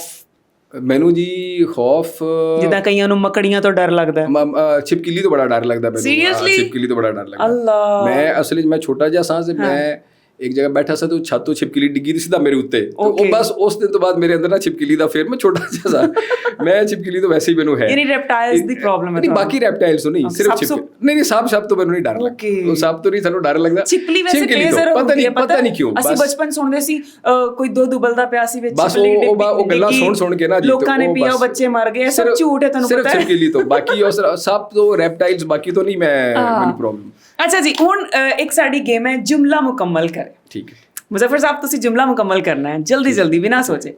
इमरान खान की ये बात मुझे बहुत पसंद है कि इमरान खान साहब एक अपने मुल्क के लिए बड़े फेयर हैं और अपने मुल्क के लिए अब बहुत एक ऑनेस्ट लीडर हमें मिले। ओके, सियासत ने तो मुझे काफ़ी कुछ सिखाया है। ओके, ताकत एक ऐसा नशा है, ताकत एक ऐसा नशा है जो इंसान को नहीं होना चाहिए। नहीं करना चाहिए, नहीं करना चाहिए, ये होना चाहिए। पाकिस्तान में हर जगह खुशहाली होनी चाहिए। ओके, और इंडिया को तो मैं ये पैगाम दूंगा कि वो हमारे कामों को छोड़ के अपने कामों में ध्यान दें। वाह वाह वाह वाह। नौजवान यूथ को कभी हमें मायूस नहीं करना चाहिए, इसलिए कि वो हमारे मुल्क का फ्यूचर है। पैसा हो तो अल्लाह पाक को जिस इंसान के पास हो, उसके अंदर अल्लाह पाक को उसको सही खर्च करने की हिम्मत और तौफीक भी देनी चाहिए। मीडिया ने इस मुल्क में बहुत ज़्यादा एक ज़माने में बचपन का टाइम याद आ रहा है, जुमले बनाए। नहीं, मीडिया ने एक ज़माने में इस मुल्क का एक ऐसा इदारा था जिस पे पूरी कौम एतमाद करती थी। एक ज़माने में अब आके वो ट्रस्ट नहीं अवाम सही। हमारे मुल्क के इलेक्शन जब भी हों, फ्री एंड फेयर हों और अपना टाइम पूरा निकालें, हमारा मुल्क अपनी लाइन पे खुद ही, अपनी पटड़ी पे खुद ही वापस चढ़ जाए। वाह वाह वाह। अच्छा, ਹੁਣ ਥੋੜਾ ਜਿਹਾ ਅਸੀਂ ਤੁਹਾਨੂੰ ਕਨੈਕਟ ਕਰਦੇ ਹਾਂ ਸੋਸ਼ਲ ਮੀਡੀਆ ਦੇ ਨਾਲ, ਸੋਸ਼ਲ ਮੀਡੀਆ ਦੇ ਕੁਝ ਇਨਫਲੂਐਂਸਰਸ ਦੇ ਨਾਲ। ਤੁਹਾਨੂੰ ਕੀ ਲੱਗਦਾ ਹੈ ਕਿ ਇਹ ਫਿਊਚਰ ਜੇ ਕੋਈ ਇਨਫਲੂਐਂਸਰ ਆਪਣਾ ਇਲੈਕਸ਼ਨ ਸਟਾਰਟ ਕਰੇ ਜਾਂ ਪਾਰਟੀ ਚਾਹਣਾ ਚਾਹੇ ਤੇ ਆਵਾਮ ਵੋਟ ਦੇਗੀ? ਫॉर ਐਗਜ਼ਾਮਪਲ ਅਸੀਂ ਗੱਲ ਕਰ ਲੈਨੇ ਰਜਬ ਬੱਟ ਦੀ। ਰਜਬ ਬੱਟ ਜੇ ਕੱਲ ਨੂੰ ਕਿਸੇ ਪਾਰਟੀ ਦੇ ਨਾਲ ਖੜਾ ਹੋ ਗਿਆ, ਦੇਖੋ ਜੀ, ਉਹਦੇ 'ਚ ਐਵੇਂ ਕਿ ਕੋਈ ਵੀ ਪਾਰਟੀ ਦੇ ਨਾਲ ਖੜਾ ਹੋਵੇ, ਉਹਨੂੰ ਆਖਰ ਇੱਕ ਹਲਕੇ ਦੀ ਜ਼ਰੂਰਤ ਹੈ। ਉਸ ਵੋਟ ਪੂਰੇ ਮੁਲਕ 'ਚੋਂ ਤਾਂ ਨਹੀਂ ਲੈਣੇ। ਉਸਨੇ ਜਿਹੜਾ ਵੀ ਇਲੈਕਸ਼ਨ ਲੜ ਰਿਹਾ ਹੋਵੇ, ਜਿਹੜਾ ਵੀ ਇਨਫਲੂਐਂਸਰ ਹੋਵੇ, ਐਕਟਰ ਹੋਵੇ, ਕੋਈ ਹੋਵੇ, ਉਹਨੂੰ ਇੱਕ ਹਲਕਾ ਚੂਜ਼ ਕਰਨਾ ਪਏਗਾ। ਉਸ ਹਲਕੇ ਦੇ ਅੰਦਰ ਆਪਣੀ ਖਿਦਮਾਤ ਪੇਸ਼ ਕਰਨੀਆਂ ਪੈਣਗੀਆਂ, ਫਿਰ ਲੋਕਾਂ ਦਾ ਟਰਸਟ ਪੈਦਾ ਕਰਨਾ ਪਏਗਾ। ਕੋਈ ਵੀ ਕੰਮ ਮਿਹਨਤ ਤੋਂ ਬਗੈਰ ਨਹੀਂ ਹੋ ਸਕਦਾ। ਖਾਲੀ ਠੀਕ ਹੈ, ਲੋਕ ਪਬਲਿਕ ਵਿੱਚ ਕਈ ਐਸੀ ਐਗਜ਼ਾਮਪਲਸ ਹਨ ਕਿ ਤੁਹਾਡੇ ਪਬਲਿਕ ਦੇ ਸਟਾਰ ਖਾਨ ਸਾਹਿਬ ਦੁਨੀਆ ਦੇ ਸਭ ਤੋਂ ਵੱਡੇ ਸਟਾਰ ਸਨ ਇੱਕ ਜ਼ਮਾਨੇ ਦੇ ਅੰਦਰ, ਇੰਟਰਨੈਸ਼ਨਲ ਸਾਡੇ ਮੁਲਕ ਦਾ ਸਭ ਤੋਂ ਵੱਡਾ ਸਟਾਰ ਸਨ। ਮਤਲਬ ਪਾਕਿਸਤਾਨ ਦੀ ਕੋਈ ਐਸੀ ਸੈਲੈਬ੍ਰਿਟੀ ਦੀ ਉਹ ਫੇਮ ਨਹੀਂ ਸੀ ਜੋ ਇਮਰਾਨ ਖਾਨ ਦੀ ਸੀ। ਇਮਰਾਨ ਖਾਨ ਸਾਹਿਬ ਨੂੰ 27 ਸਾਲ ਲੱਗੇ ਇਸ ਪਾਰਟੀ ਨੂੰ ਬਿਲਡ ਕਰਦੇ ਹੋਏ, ਆਪਣੀ ਉਹ ਪੋਲੀਟੀਕਲ ਪੋਜੀਸ਼ਨ ਬਣਾਉਂਦੇ ਹੋਏ। ਤੇ ਜੋ ਵੀ ਕੋਈ ਇਨਫਲੂਐਂਸਰ, ਜੋ ਵੀ ਕੋਈ ਆਏ, ਉਹ ਅਗਰ ਕਹੇ ਕਿ ਓਵਰਨਾਈਟ ਮੈਂ ਇਲੈਕਸ਼ਨ ਲੜ ਲਵਾਂ ਜਾਂ ਜਿੱਤ ਜਾਵਾਂ, ਫਾਰਮ 47 ਤੇ ਤਾਂ ਬਣ ਸਕਦਾ ਹੈ, ਲੇਕਿਨ ਉਹਦੇ ਵਾਸਤੇ ਉਹਨੂੰ ਮਿਹਨਤ ਕਰਨੀ ਰਜਬ ਬੱਟ ਨੂੰ ਫਿਰ ਨਹੀਂ ਆਉਣਾ ਚਾਹੀਦਾ? ਨਹੀਂ, ਆਉਣਾ ਚਾਹੀਦਾ। ਮੈਂ ਚਾਹੁੰਦਾ ਹਰ ਇੱਕ ਨੂੰ ਆਉਣਾ ਚਾਹੀਦਾ। ਹਰ ਦੇਖੋ, ਤੁਸੀਂ ਐਜ਼ ਅ ਇਨਫਲੂਐਂਸਰ ਤੁਸੀਂ ਕਈ ਗਲਤੀਆਂ ਕਰ ਸਕਦੇ ਹੋ ਜਿਹੜੀ ਆਵਾਮ ਤੁਹਾਨੂੰ ਮਾਫ ਕਰ ਦਿੰਦੀ ਹੈ, ਲੇਕਿਨ ਜਦੋਂ ਤੁਸੀਂ ਐਜ਼ ਅ ਪੋਲੀਟੀਸ਼ੀਅਨ ਆਓਗੇ ਤਾਂ ਐਸੀ ਤੁਸੀਂ ਗਲਤੀਆਂ ਆਵਾਮ ਤੁਹਾਨੂੰ ਮਾਫ ਨਹੀਂ ਕਰੇਗੀ। ਕਈ ਐਸੀ ਚੀਜ਼ਾਂ, ਤੁਹਾਡਾ ਕਾਲ ਆਫ ਫੇਲ ਵਿੱਚ ਤਜ਼ਾਦ ਨਹੀਂ ਹੋਣਾ ਚਾਹੀਦਾ, ਤੁਹਾਡਾ ਕੈਰੈਕਟਰ, ਤੁਹਾਡੀਆਂ ਗੱਲਾਂ, ਤੁਹਾਡਾ ਉੱਠਣ ਬਹਿਣ, ਤੁਹਾਡੇ ਮੂੰਹ ਚੋਂ ਨਿਕਲੀ ਗੱਲ, ਉਹ ਫਿਰ ਤੁਹਾਨੂੰ ਬੜੀ ਸੋਚ ਸਮਝ ਕੇ ਕਰਨੀ ਪੈਂਦੀ ਹੈ ਕਿ ਫਿਰ ਇਸ ਵਾਸਤੇ ਕਿ ਤੁਸੀਂ ਉਸ ਵੇਲੇ ਇੱਕ ਹਲਕੇ ਦੇ ਕਈ ਲੱਖ ਲੋਕਾਂ ਦੇ ਨੁਮਾਇੰਦੇ ਹੁੰਦੇ ਹੋ। ਤੁਸੀਂ ਇਹ ਇੱਕ ਇਨਫਲੂਐਂਸਰ ਨਹੀਂ ਹੁੰਦੇ, ਤੁਸੀਂ ਨੁਮਾਇੰਦੇ ਹੋ, ਤੁਸੀਂ ਉਹਨਾਂ ਦੀ ਨੁਮਾਇੰਦੇ, ਉਹਨਾਂ ਦੀ ਰਿਪਰੈਜ਼ੈਂਟੇਸ਼ਨ ਕਰ ਰਹੇ ਹੁੰਦੇ ਹੋ ਅਸੈਂਬਲੀ ਦੇ ਅੰਦਰ। ਫਿਰ ਉਹ ਤੁਸੀਂ ਉਹਨਾਂ ਚੀਜ਼ਾਂ ਤੋਂ ਅਬਵ ਹੋਣਾ ਪੈਂਦਾ ਤੇ ਉਹ ਚੀਜ਼ ਫਿਰ ਬਿਲਡ ਕਰਨੀ ਪੈਣੀ। ਜ਼ਰੂਰ ਆਉਣ, ਮੋਸਟ ਵੈਲਕਮ। ਮੈਂ ਆਖਦਾ ਸਭ ਰਜਬ ਬੱਟ ਸਾਹਿਬ ਹੋਣ, ਕੋਈ ਹੋ ਇਨਫਲੂਐਂਸਰ, ਉਹਨੂੰ ਆਉਣਾ ਚਾਹੀਦਾ, ਲੇਕਿਨ ਉਹਨੂੰ ਆਪਣੇ ਆਪ ਨੂੰ ਉਸ ਤਰ੍ਹਾਂ ਪੋਲੀਟਿਕਲੀ ਬਿਲਡ ਕਰਨਾ ਚਾਹੀਦਾ। ਜੋ ਵੀ ਆਵੇ ਵੇਖੋ, ਆਪਣੀ ਲੈਂਗੁਏਜ ਤੇ ਆਪਣੀ ਉਹਨਾਂ ਚੀਜ਼ਾਂ ਤੇ ਇਨਸਾਨ ਨੂੰ ਕੰਟਰੋਲ ਹੋਣਾ ਚਾਹੀਦਾ ਹੈ। ਆਪਣਾ ਨੂੰ ਮੈਂ ਕੋਈ ਵੀ ਗੱਲ ਸੋਚ ਸਮਝ ਕੇ ਬੋਲਣੀ ਚਾਹੀਦੀ ਹੈ। ਕੋਈ ਵੀ ਅੱਜ ਤੁਸੀਂ ਮੈਂ ਗੱਲ ਹੋਈ, ਜਿਵੇਂ ਤੁਸੀਂ ਖਾਨ ਸਾਹਿਬ ਦੀ ਗੱਲ ਕੀਤੀ, ਖਾਨ ਸਾਹਿਬ ਨੂੰ ਫਲਾਣੀ ਗੱਲ ਉਸ ਵੇਲੇ ਨਹੀਂ ਕਰਨੀ ਚਾਹੀਦੀ ਸੀ, ਐਸੇ ਹਰ ਬੰਦੇ ਨੂੰ ਉਹਨਾਂ ਗੱਲਾਂ ਤੇ ਕੰਟਰੋਲ। ਜਦੋਂ ਤੁਸੀਂ ਪੋਲਿਟਿਕਸ 'ਚ ਜਾਂਦੇ ਹੋ ਨਾ ਐਜ਼ ਐ ਇਨਫਲੂਐਂਸਰ, ਤੁਹਾਨੂੰ ਹਰ ਕੋਈ ਵੇਖਦਾ, ਤੁਹਾਨੂੰ ਨਹੀਂ ਵੇਖ ਤਾਂ ਪਹਿਲੇ ਵੀ ਰਿਹਾ ਹੁੰਦਾ, ਲੇਕਿਨ ਤੁਹਾਨੂੰ ਲੋਕ ਜੱਜ ਕਰਦੇ ਨੇ, ਫਿਰ ਤੁਹਾਡੇ ਕੈਰੈਕਟਰ ਨੂੰ ਜੱਜ ਕਰਦੇ ਨੇ, ਬਿਕਾਜ਼ ਤੁਸੀਂ ਲੋਕ ਕਹਿੰਦੇ ਨਾ ਕਿ ਤੁਸੀਂ ਲੋਕਾਂ ਦੇ ਵਾਸਤੇ ਕੁਝ ਕਰਨ ਆਏ ਹੋ। ਵੇਖੋ ਜੀ, ਬੜਾ ਇੱਕ ਸਿੰਪਲ ਜਿਹਾ ਫਾਰਮੂਲਾ ਹੈ, ਮੈਂ ਤੁਹਾਨੂੰ ਬੜੀ ਦੇਸੀ ਜ਼ੁਬਾਨ ਵਿੱਚ ਸਮਝਾਉਂਦਾ। ਇੱਕ ਪਿੰਡ ਵਿੱਚ ਇੱਕ ਪਰੇ ਪੰਚਾਇਤ ਹੁੰਦੀ ਹੈ ਨਾ, ਉਹ ਪੰਚਾਇਤ ਦਾ ਸਰਪੰਚ ਜਾਂ ਪੰਚਾਇਤ ਸਾਰੀ ਨਹੀਂ ਗੱਲ ਕਰਦੀ, ਜਾਂ ਕੋਈ ਪਰੇ ਬਣ ਕੇ ਜਾਂਦੀ ਨਾ, ਉਹਦਾ ਇੱਕ ਬੰਦਾ ਰਿਪਰੈਜ਼ੈਂਟੇਟਿਵ ਹੁੰਦਾ ਜਿਹੜਾ ਗੱਲ ਕਰਦਾ। ਉਹ ਆਪਣੇ ਚੋਂ ਵੇਖਦੇ ਨੇ ਜਿਹੜਾ ਸਭ ਤੋਂ ਸਾਡੇ ਤੋਂ ਬਿਹਤਰ ਗੱਲ ਕਰ ਸਕਦਾ ਹੈ, ਸਾਡੇ ਤੋਂ ਬਿਹਤਰ ਕਿਰਦਾਰ ਵਿੱਚ ਹੋਏ, ਜਿਹੜਾ ਜਿਹਦੀ ਗੱਲ ਸੁਣੀ ਜਾਏਗੀ, ਉਹਦੀ ਗੱਲ ਇਫੈਕਟਿਵ ਹੋਏਗੀ, ਉਹਨੂੰ ਚੂਜ਼ ਕਰਦਾ। ਉਹਦੇ ਵਾਸਤੇ ਇੱਕ ਕ੍ਰਾਈਟੇਰੀਆ ਹੈ। ਇੰਜੇ ਜਿਹੜਾ ਬੰਦਾ ਅਸੈਂਬਲੀ 'ਚ ਜਾ ਕੇ ਆਪਣੇ ਹਲਕੇ ਦੀ 2-3 ਲੱਖ ਆਬਾਦੀ ਦਾ ਜਾ ਕੇ ਉਹਦੀ ਰਿਪਰੈਜ਼ੈਂਟੇਸ਼ਨ ਕਰਨੀ ਹੈ, ਉਹਦੇ ਬਾਰੇ 'ਚ ਗੱਲ ਕਰਨੀ ਹੈ, ਉਹਨੇ ਉੱਥੇ ਜਾ ਕੇ ਆਪਣੀ ਟਿਕਟੌਕ ਨਹੀਂ ਬਣਾਉਣੀ, ਉਹਨੇ ਆਵਾਮ ਦੀ ਨੁਮਾਇੰਦਗੀ ਕਰਨੀ। ਫਿਰ ਲੋਕ ਉਹਦੇ ਮੁਤਾਬਿਕ, ਫਿਰ ਤੁਹਾਨੂੰ ਉਹ ਸਾਂਝੇ ਢਲਣਾ ਪੈਂਦਾ, ਉਹ ਜ਼ਰੂਰੀ ਹੈ। ਅੱਛਾ ਜੀ, ਕੁਝ ਹੁਣ ਸਵਾਲ ਹੋਣਗੇ ਡਿਫਰੈਂਟ ਜੇ। ਕਦੇ ਬਹੁਤ ਜ਼ਿਆਦਾ ਪੈਸੇ ਦੀ ਆਫਰ ਹੋਈ ਹੈ ਇਸ ਪਾਰਟੀ ਨੂੰ ਲੈ ਕੇ, ਜਾਂ ਕਿ ਸਾਡੇ ਵੱਲ ਆ ਜਾਓ, ਉਹਨਾਂ ਦੇ ਵੱਲ ਚਲੇ ਜਾਓ? ਨਹੀਂ, ਉਹ ਆਫਰ ਹੋਈ ਕਦੇ? ਮੇਰਾ ਨਹੀਂ, ਮੈਂ ਤੁਹਾਨੂੰ ਇੰਜ ਆਫਰ ਨਹੀਂ ਹੋਈ। ਸਾਨੂੰ ਐਵੇਂ ਕਿ ਜਦੋਂ ਮੈਂ MPS ਹਾਂ, ਉਸ ਵੇਲੇ ਸਾਨੂੰ ਆਪਣਾ ਐਸੀ ਆਫਰਸ ਹੁੰਦੀਆਂ ਸਨ, ਕਰਪਸ਼ਨ ਦੀਆਂ ਹੁੰਦੀਆਂ ਸਨ, ਲੇਕਿਨ ਮੇਰਾ ਬੜਾ ਸਟਰੋਂਗ ਸਟੈਂਡ ਸੀ ਕਰਪਸ਼ਨ ਤੇ, ਬੜਾ ਜ਼ਿਆਦਾ ਸਟਰੋਂਗ। ਤੇ ਮੈਂ ਇਸ ਵਾਸਤੇ ਕਿ ਮੈਂ ਸਮਝਦਾ ਕਿ ਅਗਰ ਮੈਂ ਇੰਨਾ ਕੁਝ ਲੂਜ਼ ਕਰਨ ਤੋਂ ਬਾਅਦ ਮੈਂ ਆ ਕੇ ਅਗਰ ਜਿੰਨੀ ਕਿ ਮੈਂ ਕਰਪਸ਼ਨ ਕਰਨੀ, ਉਨਾ ਮੈਂ ਖੁਦ ਹਲਾਲ ਦਾ ਕਮਾ ਸਕਦਾ, ਤੇ ਮੈਨੂੰ ਕਿਹੜੀ ਜ਼ਰੂਰਤ ਹੈ ਮੈਂ ਕਮ ਸੇ ਕਮ ਮੈਂ ਆਪਣਾ ਇੱਕ ਫਾਰਮੂਲਾ ਬਣਾਇਆ ਕਿ ਜਦੋਂ ਮੈਂ ਵੇਖਾਂਗਾ ਨਾ ਕਿ ਮੈਂ ਅਫੋਰਡ ਨਹੀਂ ਕਰ ਸਕਦਾ ਇਸ ਪੋਲੀਟਿਕਸ ਨੂੰ, ਜਾਂ ਮੈਨੂੰ ਕਰਪਸ਼ਨ ਕਰਨ ਦੀ ਜ਼ਰੂਰਤ ਹੈ ਇਸ ਪੋਲੀਟਿਕਸ ਵਿੱਚ ਰਹਿਣ ਦੇ, ਤੇ ਫਿਰ ਮੈਂ ਪੋਲੀਟਿਕਸ ਛੱਡ ਦੇਵਾਂਗਾ। ਮੈਂ ਅੱਜ ਪਬਲਿਕਲੀ ਤੁਹਾਨੂੰ ਮੈਂ ਦੱਸ ਰਿਹਾ ਕਿ ਅਗਰ ਮੈਂ ਕਿਸੇ ਪੁਆਇੰਟ ਤੇ ਮੈਂ ਸਮਝਾਂਗਾ ਜਾਂ ਸੋਚਾਂਗਾ ਕਿ ਮੈਨੂੰ ਪੋਲੀਟਿਕਸ ਕਰਨ ਵਾਸਤੇ ਕਰਪਸ਼ਨ ਦੀ ਜ਼ਰੂਰਤ ਹੈ, ਜਾਂ ਮੁਕਾਬਲਾ ਕਰਨ ਵਾਸਤੇ, ਇਲੈਕਸ਼ਨ ਲੜਨ ਵਾਸਤੇ ਕਰਪਸ਼ਨ ਦੀ ਜ਼ਰੂਰਤ ਹੈ, ਉਸ ਤੋਂ ਬਿਹਤਰ ਮੈਂ ਪੋਲੀਟਿਕਸ ਨੂੰ ਖੈਰਬਾਦ ਕਹਿ ਦੇਵਾਂਗਾ। ਇੱਜ਼ਤ ਨਾਲ ਪੋਲੀਟਿਕਸ ਕੀਤੀ ਹੈ, ਇੱਜ਼ਤ ਕਮਾਈ ਹੈ ਇੰਨੇ ਸਾਲਾਂ 'ਚ, ਤਾਂ ਇੱਜ਼ਤ ਹੀ ਰੱਖਣੀ। ਮੁਜ਼ੱਫਰ ਸਾਹਿਬ ਨੂੰ ਕਦੇ ਧਮਕੀ ਮਿਲੀ ਕੋਈ, ਜਾਂ ਧਮਕੀਆਂ? ਬਿਲਕੁਲ ਮਿਲੀਆਂ ਨੇ। ਕੋਈ ਬਹੁਤ ਜ਼ਿਆਦਾ ਥ੍ਰੈਟਨਿੰਗ ਕਿਸਮ ਦੀ ਕੀ ਸੀ? ਥ੍ਰੈਟਨਿੰਗ ਇੰਜ ਮਿਲੀਆਂ ਨੇ ਜਦੋਂ ਸਾਨੂੰ ਕਿਹਾ ਗਿਆ ਸੀ ਕਿ ਪਾਰਟੀ ਛੱਡ ਦਿਓ, ਠੀਕ ਹੈ, ਤੁਸੀਂ ਆਪਣਾ PTI 'ਚ ਨਾ ਰਹੋ, ਠੀਕ ਹੈ, ਤੇ ਉਹ ਮਿਲੀਆਂ ਸਨ। ਲੇਕਿਨ ਇਹ ਵੇਖੋ ਅਸੀਂ ਡਗਮਗਾਏ, ਡਰੇ ਨਹੀਂ, ਅਸੀਂ ਵੇਖੋ ਜ਼ਾਹਿਰ ਹੈ ਇਨਸਾਨ ਦੇ ਦਿਲ ਵਿੱਚ ਸੋਚ ਤਾਂ ਆਉਂਦੀ ਹੈ। ਇਨਸਾਨ ਬੰਦਾ ਕੋਈ ਕਹੇ ਨਾ ਕਿ ਮੈਂ ਹੀਰੋ ਹਾਂ ਤੇ ਮੈਂ ਸਭ ਕੁਝ ਬਰਦਾਸ਼ਤ ਕਰ ਸਕਦਾ, ਇਨਸਾਨ ਦੀ ਤਾਂ ਬਾਜ਼ੂ ਮਰੋੜੋ ਤਾਂ ਇੱਕ ਦੇਰ ਤੋਂ ਬਾਅਦ ਬੰਦਾ ਕਹਿੰਦਾ ਅੱਛਾ ਯਾਰ ਗੱਲ ਦੱਸ, ਮੰਨ ਜਾਂਦੇ ਬਾਜ਼ੂ ਨਾ ਮਰੋੜ। ਤੇ ਇਨਸਾਨ ਕੋਲ ਕਿੰਨਾ ਉਹ ਸਿਰਫ ਫਿਲਮੀ ਹੀਰੋ ਹੁੰਦਾ ਜਿਹਨੂੰ ਕੁੱਟੀ ਜਾਂਦੇ ਤੋਂ ਬੰਦਾ ਨਹੀਂ। ਇਨਸਾਨ ਤਾਂ ਕਿਸੇ ਗੱਲ ਤੇ ਵੀ ਮੰਨ ਸਕਦਾ। ਦੇਖੋ ਹਰ ਇਨਸਾਨ ਦੀ ਕੋਈ ਨਾ ਕੋਈ ਤੁਹਾਡੀ ਯਾਨੀ ਕਿ ਸਿਰਫ ਸ਼ਾਨ ਸਾਹਿਬ ਹੀ ਨੇ ਜਿਹੜੇ 10,000 ਗੋਲੀਆਂ ਤੋਂ ਬਾਅਦ ਵੀ ਖੜੇ ਰਹਿੰਦੇ ਨੇ, ਉਹ ਨੇ ਹੀਰੋ ਨੇ ਜਿਹੜੇ ਉਹ ਹੀ ਬਰਦਾਸ਼ਤ ਕਰ ਸਕਦੇ ਨੇ। ਰੀਅਲ ਲਾਈਫ ਵਿੱਚ ਇਨਸਾਨ ਬੜਾ ਇੱਕ ਚਪੇੜ ਵੀ ਪਈ ਹੋਵੇ ਕਾਫੀ ਹੈ। ਕੋਈ ਕਿਸੇ ਗੱਲ ਤੇ ਵੀ ਬੰਦੇ ਨੂੰ ਤੁਸੀਂ ਧੁੱਪ 'ਚ ਖੜਾ ਕਰ ਦੋ 2 ਘੰਟੇ ਤੇ ਬੰਦਾ ਉਸ ਤੋਂ ਬਾਅਦ ਗਰਮੀ ਦੇ ਅੰਦਰ ਤੇ ਬੰਦਾ ਕਹੇਗਾ ਯਾਰ ਮੈਨੂੰ ਛਾਂ ਲੈ ਆਓ, ਮੈਂ ਗੱਲ ਤੁਹਾਡੀ ਮੰਨਦਾ। ਇਨਸਾਨ ਦੇ ਬਸ ਕੀ ਹੈ ਜੀ, ਲੇਕਿਨ ਇਹ ਕਿ ਬਸ ਅੱਲਾਹ ਪਾਕ ਇੱਜ਼ਤ ਰੱਖੇ। ਆਪਣੀ ਤਰਫੋਂ ਕੋਸ਼ਿਸ਼ ਕੀਤੀ ਹੈ ਕਿ ਜੀ ਅਸੀਂ ਜਿਹੜਾ ਜਿਸ ਜਗ੍ਹਾ ਤੇ ਆਏ ਇੱਜ਼ਤ ਨਾਲ ਉੱਥੇ ਸਟੈਂਡ ਕਰੀਏ। ਮੈਂ ਤੁਹਾਨੂੰ ਦੱਸਿਆ ਕਿ ਅਸੀਂ ਪੋਲੀਟਿਕਸ, ਮੈਂ ਕੋਈ ਫਾਇਦੇ ਚੁੱਕਣ ਵਾਸਤੇ ਨਹੀਂ ਆਇਆ ਕਿ ਮੈਂ ਰੋਜ਼-ਰੋਜ਼ ਪਾਰਟੀਆਂ ਬਦਲਾਂ। ਮੇਰਾ ਤਾਲੁਕ ਆਪਣਾ ਇੱਕ ਮੈਂ ਨਜ਼ਰੀਆਤੀ ਤੌਰ ਤੇ ਇੱਕ ਪੋਲੀਟੀਕਲ ਵਰਕਰ ਆ ਤੇ ਮੈਂ ਜਦੋਂ ਪੀਟੀਏ 'ਚ ਵੀ ਆਇਆ ਸਾਂ ਮੈਂ ਇਹ ਗੱਲ ਕਹਿੰਦਾ ਸਾਂ ਕਿ ਮੈਂ ਇਮਰਾਨ ਖਾਨ ਸਾਹਿਬ ਦੇ ਇੱਕ ਨਜ਼ਰੀਏ ਦੇ ਮੁਤਾਬਿਕ ਆਇਆ। ਇਮਰਾਨ ਖਾਨ ਸਾਹਿਬ ਦੇ ਨਾਲ ਉਹਨਾਂ ਦੇ ਨਜ਼ਰੀਏ ਦੀ ਵਜ੍ਹਾ ਤੋਂ ਅਗਰ ਉਹ ਨਜ਼ਰੀਆ ਨਾ ਹੁੰਦਾ ਤਾਂ ਸ਼ਾਇਦ ਮੈਂ ਪੀਟੀਏ 'ਚ ਵੀ ਨਾ ਹੁੰਦਾ। ਤੇ ਉਹ ਅਸੀਂ ਜਿਸ ਤਰ੍ਹਾਂ ਤੁਸੀਂ ਕਿਹਾ ਕਿ ਅਸੀਂ ਆਪਣੇ ਹਲਕੇ ਦੇ ਆਪਣੇ ਇਲਾਕੇ ਦੇ ਮਸਲੇ ਹੱਲ ਕਰਨੇ ਹੁੰਦੇ ਨੇ, ਤੁਸੀਂ ਕੀ ਸੋਚ ਰਹੇ ਹੋ ਪਹਿਲੇ ਦੱਸੋ? ਨਹੀਂ ਕੋਈ ਚੀਜ਼ ਨਹੀਂ ਸੋਚ ਮੈਂ ਸਿਰਫ ਸਵਾਲ। ਅੱਛਾ, ਤੇ ਕੋਈ ਅਜੀਬੋ-ਗਰੀਬ ਕੇਸ ਜਾਂ ਵਾਕਿਆ ਤੁਹਾਡੇ ਕੋਲ ਪਿੰਡ ਵਾਲੇ ਲੈ ਕੇ ਆਏ ਹੋਣ, ਬੜੀ ਅਜੀਬੋ-ਗਰੀਬ ਕਹਾਣੀ, ਉਹ ਸਾਡੇ ਨਾਲ ਸ਼ੇਅਰ ਕਰੋ ਤਾਂ ਕਿ ਉਹ ਤੋਂ ਸਾਨੂੰ ਵੀ ਸਬਕ ਮਿਲੇ। ਬਹੁਤ ਡਿਫਰੈਂਟ ਜੀ ਸਟੋਰੀ, ਬੜਾ ਇੰਟਰਸਟਿੰਗ। ਮੇਰੇ ਕੋਲ ਕਈ ਲੋਕ ਐਸੇ ਆਉਂਦੇ ਨੇ ਜਿਹੜੇ ਕਹਿੰਦੇ ਨੇ ਜੀ ਸਾਨੂੰ ਇਮਰਾਨ ਖਾਨ, ਜਦੋਂ ਇਮਰਾਨ ਖਾਨ ਸਾਹਿਬ ਬਾਹਰ ਸਨ, ਉਹ ਕਹਿੰਦੇ ਸਨ ਮੈਂ ਇਮਰਾਨ ਖਾਨ ਸਾਹਿਬ ਨੂੰ ਮਿਲਣਾ ਹੈ, ਸਾਨੂੰ ਉਹਨੂੰ ਟਾਈਮ ਲੈ ਕੇ ਦਿਓ। ਅੱਛਾ ਮੈਂ ਉਹਨਾਂ ਕੋਲ ਪੁੱਛਦਾ ਸਾਂ ਗੱਲ ਕੀ, ਉਹਨਾਂ ਆਖਿਆ ਜੀ ਬੜੀ ਖਾਸ ਗੱਲ ਹੈ, ਮੈਂ ਖਾਨ ਸਾਹਿਬ ਨੂੰ ਇਕੱਲੇ ਨੂੰ ਦੱਸ ਸਕਦਾ। ਮੈਂ ਅੱਛਾ ਐਸੇ ਹੁੰਦੇ ਸਨ। ਫਿਰ ਅਸੀਂ ਉਹਨੂੰ ਕਹਿੰਦੇ ਹੁੰਦੇ ਸੀ ਕਿ ਯਾਰ ਜਾਂ ਤਾਂ ਗੱਲ ਦੱਸੋ, ਅਸੀਂ ਕੀ ਖਾਨ ਸਾਹਿਬ ਨੂੰ ਕਹਿ ਕੇ ਟਾਈਮ ਲਈਏ। ਤਾਂ ਉਹ ਐਸੇ ਕਈ ਆਉਂਦੇ ਨੇ ਤੇ ਉਹ ਮਾਮਲਾ ਤਾਂ ਹੁੰਦੇ, ਚੱਲਦਾ ਰਹਿੰਦਾ ਜੀ। ਬੜਾ ਇੱਕ ਤੁਹਾਡਾ ਜਦੋਂ ਸਾਡਾ ਕੰਮ ਹੈ ਨਾ ਪਬਲਿਕ ਡੀਲਿੰਗ, ਉਹ ਇੱਕ ਡੇਲੀ ਰੂਟੀਨ ਬਣ ਗਿਆ। ਸਾਨੂੰ ਉਹ ਚੀਜ਼ਾਂ ਅਜੀਬ ਨਹੀਂ ਲੱਗਦੀਆਂ ਜਦੋਂ ਅਸੀਂ ਉੱਥੇ ਬੈਠੇ ਹੁੰਦੇ ਨਾ, ਸੁਣ ਰਹੇ ਹੁੰਦੇ ਆ। ਤਾਂ ਮੈਂ ਹੁਣ ਸੋਚ ਰਿਹਾ ਕੋਈ ਐਸਾ ਜ਼ੇਨ 'ਚ ਵਾਕਿਆ ਆਇਆ ਤਾਂ ਤੁਹਾਨੂੰ ਸਹੀ ਜ਼ਰੂਰ। ਅੱਛਾ ਮੈਨੂੰ ਇਹ ਦੱਸੋ ਕਿ ਜੈਨਜ਼ੀ ਸਿਆਸਤ ਤੋਂ ਦੂਰ ਕਿਉਂ ਹੈ? ਜੈਨਜ਼ੀ ਆਪਣੇ ਹੀ ਟਿਕਟੋਕਾਂ ਦੇ ਵਿੱਚ ਪਈ ਹੋਈ ਹੈ, ਉਹਨਾਂ ਨੂੰ ਕੁਝ ਨਹੀਂ ਪਤਾ ਕੀ ਹੋ ਰਿਹਾ ਕੀ ਨਹੀਂ, ਬੜੀ ਡਿਸਟਰੈਕਸ਼ਨ ਜੀ ਹੈ। ਇਹ ਤੁਸੀਂ ਬੜਾ ਸਹੀ ਕਿਹਾ, ਥੋੜੀ ਡਿਸਟਰੈਕਸ਼ਨ ਵਾਲਾ ਜਿਹੜਾ ਤੁਸੀਂ ਲਫ਼ਜ਼ ਇਸਤੇਮਾਲ ਕੀਤਾ ਨਾ, ਡਿਸਟਰੈਕਸ਼ਨ ਵੀ ਆ ਤੇ ਡਿਸਟਰੈਕਸ਼ਨ ਵੀ ਹੈ, ਦੋਨੋਂ ਬਹੁਤ ਜ਼ਿਆਦਾ ਨੇ। ਸਾਡਾ ਮੈਂ ਸਮਝਦਾ ਕਿ ਸਾਡਾ ਉਹ ਜਿਹੜਾ ਉਹ ਇੱਕ ਜੈਨਜ਼ੀ ਇੱਕ ਲਫ਼ਜ਼ ਯੂਜ਼ ਕਰਦੀ ਹੈ ਡੈਥ ਸਕਰੋਲਿੰਗ, ਜਿਹੜਾ ਅਸੀਂ ਉਹ ਰੀਲ ਵੇਖੀ ਜਾਓ ਤਾਂ ਅੱਗੇ ਕੀਤੀ ਜਾਓ। ਅੱਛਾ ਉਹ ਜਿਹੜੀ ਚੀਜ਼ ਹੈ ਨਾ, ਉਹ ਵੇਸਟ ਆਫ ਟਾਈਮ ਹੈ, ਉਹ ਸਾਰਾ ਕੁਝ ਹੈ।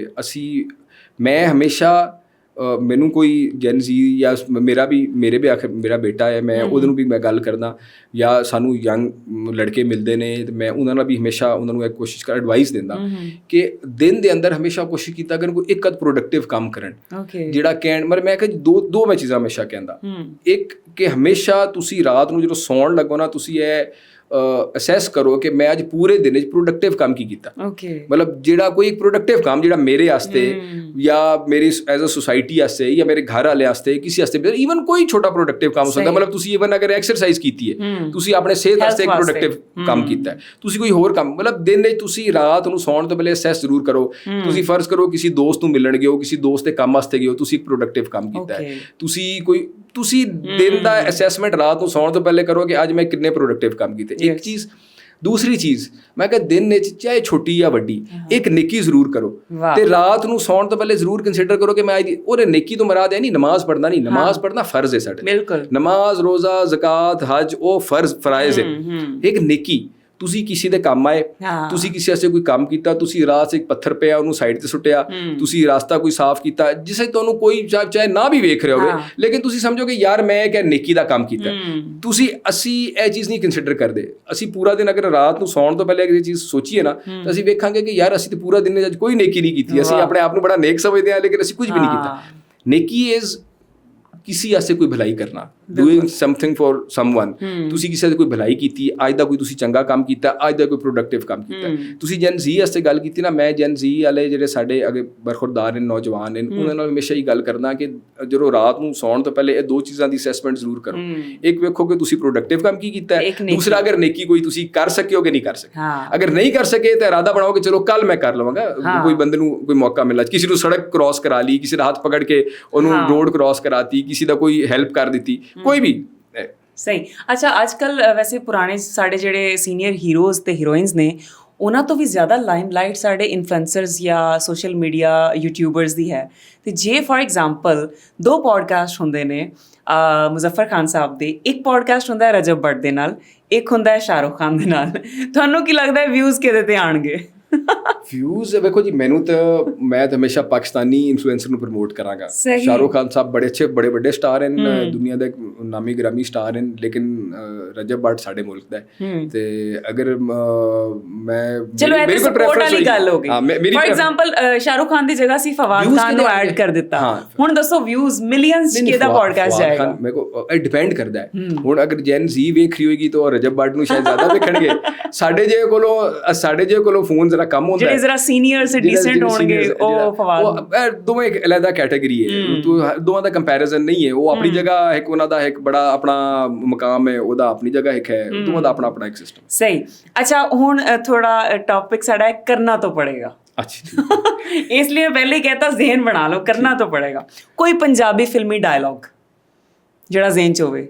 ਇਹ ਨਾ ਕਿਉਂ ਮੈਨੂੰ ਕੁਝ ਨਹੀਂ ਆਉਂਦਾ, ਕਿਉਂਕਿ ਮੈਂ ਦੇਖਿਆ ਮੁੰਡੇ ਨਾ ਬੜੀ ਫਾਈਟਿੰਗ ਵਾਲੀਆਂ ਫਿਲਮਾਂ ਵੇਖਦੇ ਸੀ ਪੰਜਾਬੀ, ਹੈ ਨਾ? ਪੰਜਾਬੀ ਅਸੀਂ ਫਿਲਮਾਂ, ਸਾਡਾ ਕਲਚਰ ਹੀ ਹੁਣ ਖਤਮ ਹੋ ਗਿਆ ਪੰਜਾਬੀ ਫਿਲਮਾਂ ਦਾ। ਕੋਈ ਡਾਇਲੌਗ, ਕੋਈ ਸੁਲਤਾਨ ਰਾਹੀ ਦਾ ਉਹ ਇੱਕੋ ਹੀ ਡਾਇਲੌਗ ਹੈ, ਉਹ ਜਿਹੜਾ ਅਸੀਂ ਬਚਪਨ ਵਿੱਚ ਸੁਣਿਆ ਹੋਇਆ ਸੀ, ਕੀ ਸੀ ਉਹ ਪਤਾ ਨਹੀਂ, ਮੌਲਾ ਨੂੰ ਮੌਲਾ ਨਾ ਮਾਰੇ ਤੇ ਮੌਲਾ ਮਰ ਨਹੀਂ ਸਕਦਾ, ਇੱਕੋ ਹੀ ਡਾਇਲੌਗ ਮੈਨੂੰ ਯਾਦ ਹੈ ਅੱਜ ਤੱਕ। ਬੋਲ ਕੇ ਦਿਖਾਇਆ, ਬੋਲ ਕੇ ਮੈਂ ਇੰਨਾ ਹੀ ਬੋਲ ਕੇ, ਮੈਂ ਕਹਿੰਦੀ ਪੋਲੀਟੀਸ਼ੀਅਨ ਨਾ ਬਹੁਤ ਵੱਡੇ ਐਕਟਰ ਹੁੰਦੇ ਨੇ। ਨਹੀਂ ਮੈਂ ਯਕੀਨ ਕਰੋ, ਮੇਰਾ ਬੜਾ ਡਿਫਰੈਂਟ ਹੈ। ਮੇਰੀ ਤੁਸੀਂ ਅਗਰ ਪੁਰਾਣੀ ਕੋਈ ਸਪੀਚ ਵੀ ਤੁਸੀਂ ਚੁੱਕ ਕੇ ਸੁਣੋ ਜਾਂ ਕੋਈ ਸੁਣੋ, ਤੇ ਮੇਰੇ ਕੋਲ ਉਹ ਪੋਲੀਟੀਸ਼ੀਅਨ ਬੜੇ ਸ਼ੇਰੋ ਸ਼ਾਇਰੀ ਸੁਣਾਉਂਦੇ ਨੇ, ਬੜਾ ਜ਼ਬਰਦਸਤ। ਮੇਰੇ ਕੋਲ ਉਹ ਵੀ ਨਹੀਂ ਸੁਣਾਇਆ ਜਾਂਦਾ। ਮੇਰੇ ਪੋਡਕਾਸਟ ਦੀ ਜਿਸ ਤਰ੍ਹਾਂ ਕਹਿੰਦੇ ਨਾ ਕਿ ਲਰਨਿੰਗ, ਇਹ ਪੋਡਕਾਸਟ ਤੁਹਾਡੇ ਵਾਸਤੇ ਇੱਕ ਲਰਨਿੰਗ ਹੋਏਗਾ।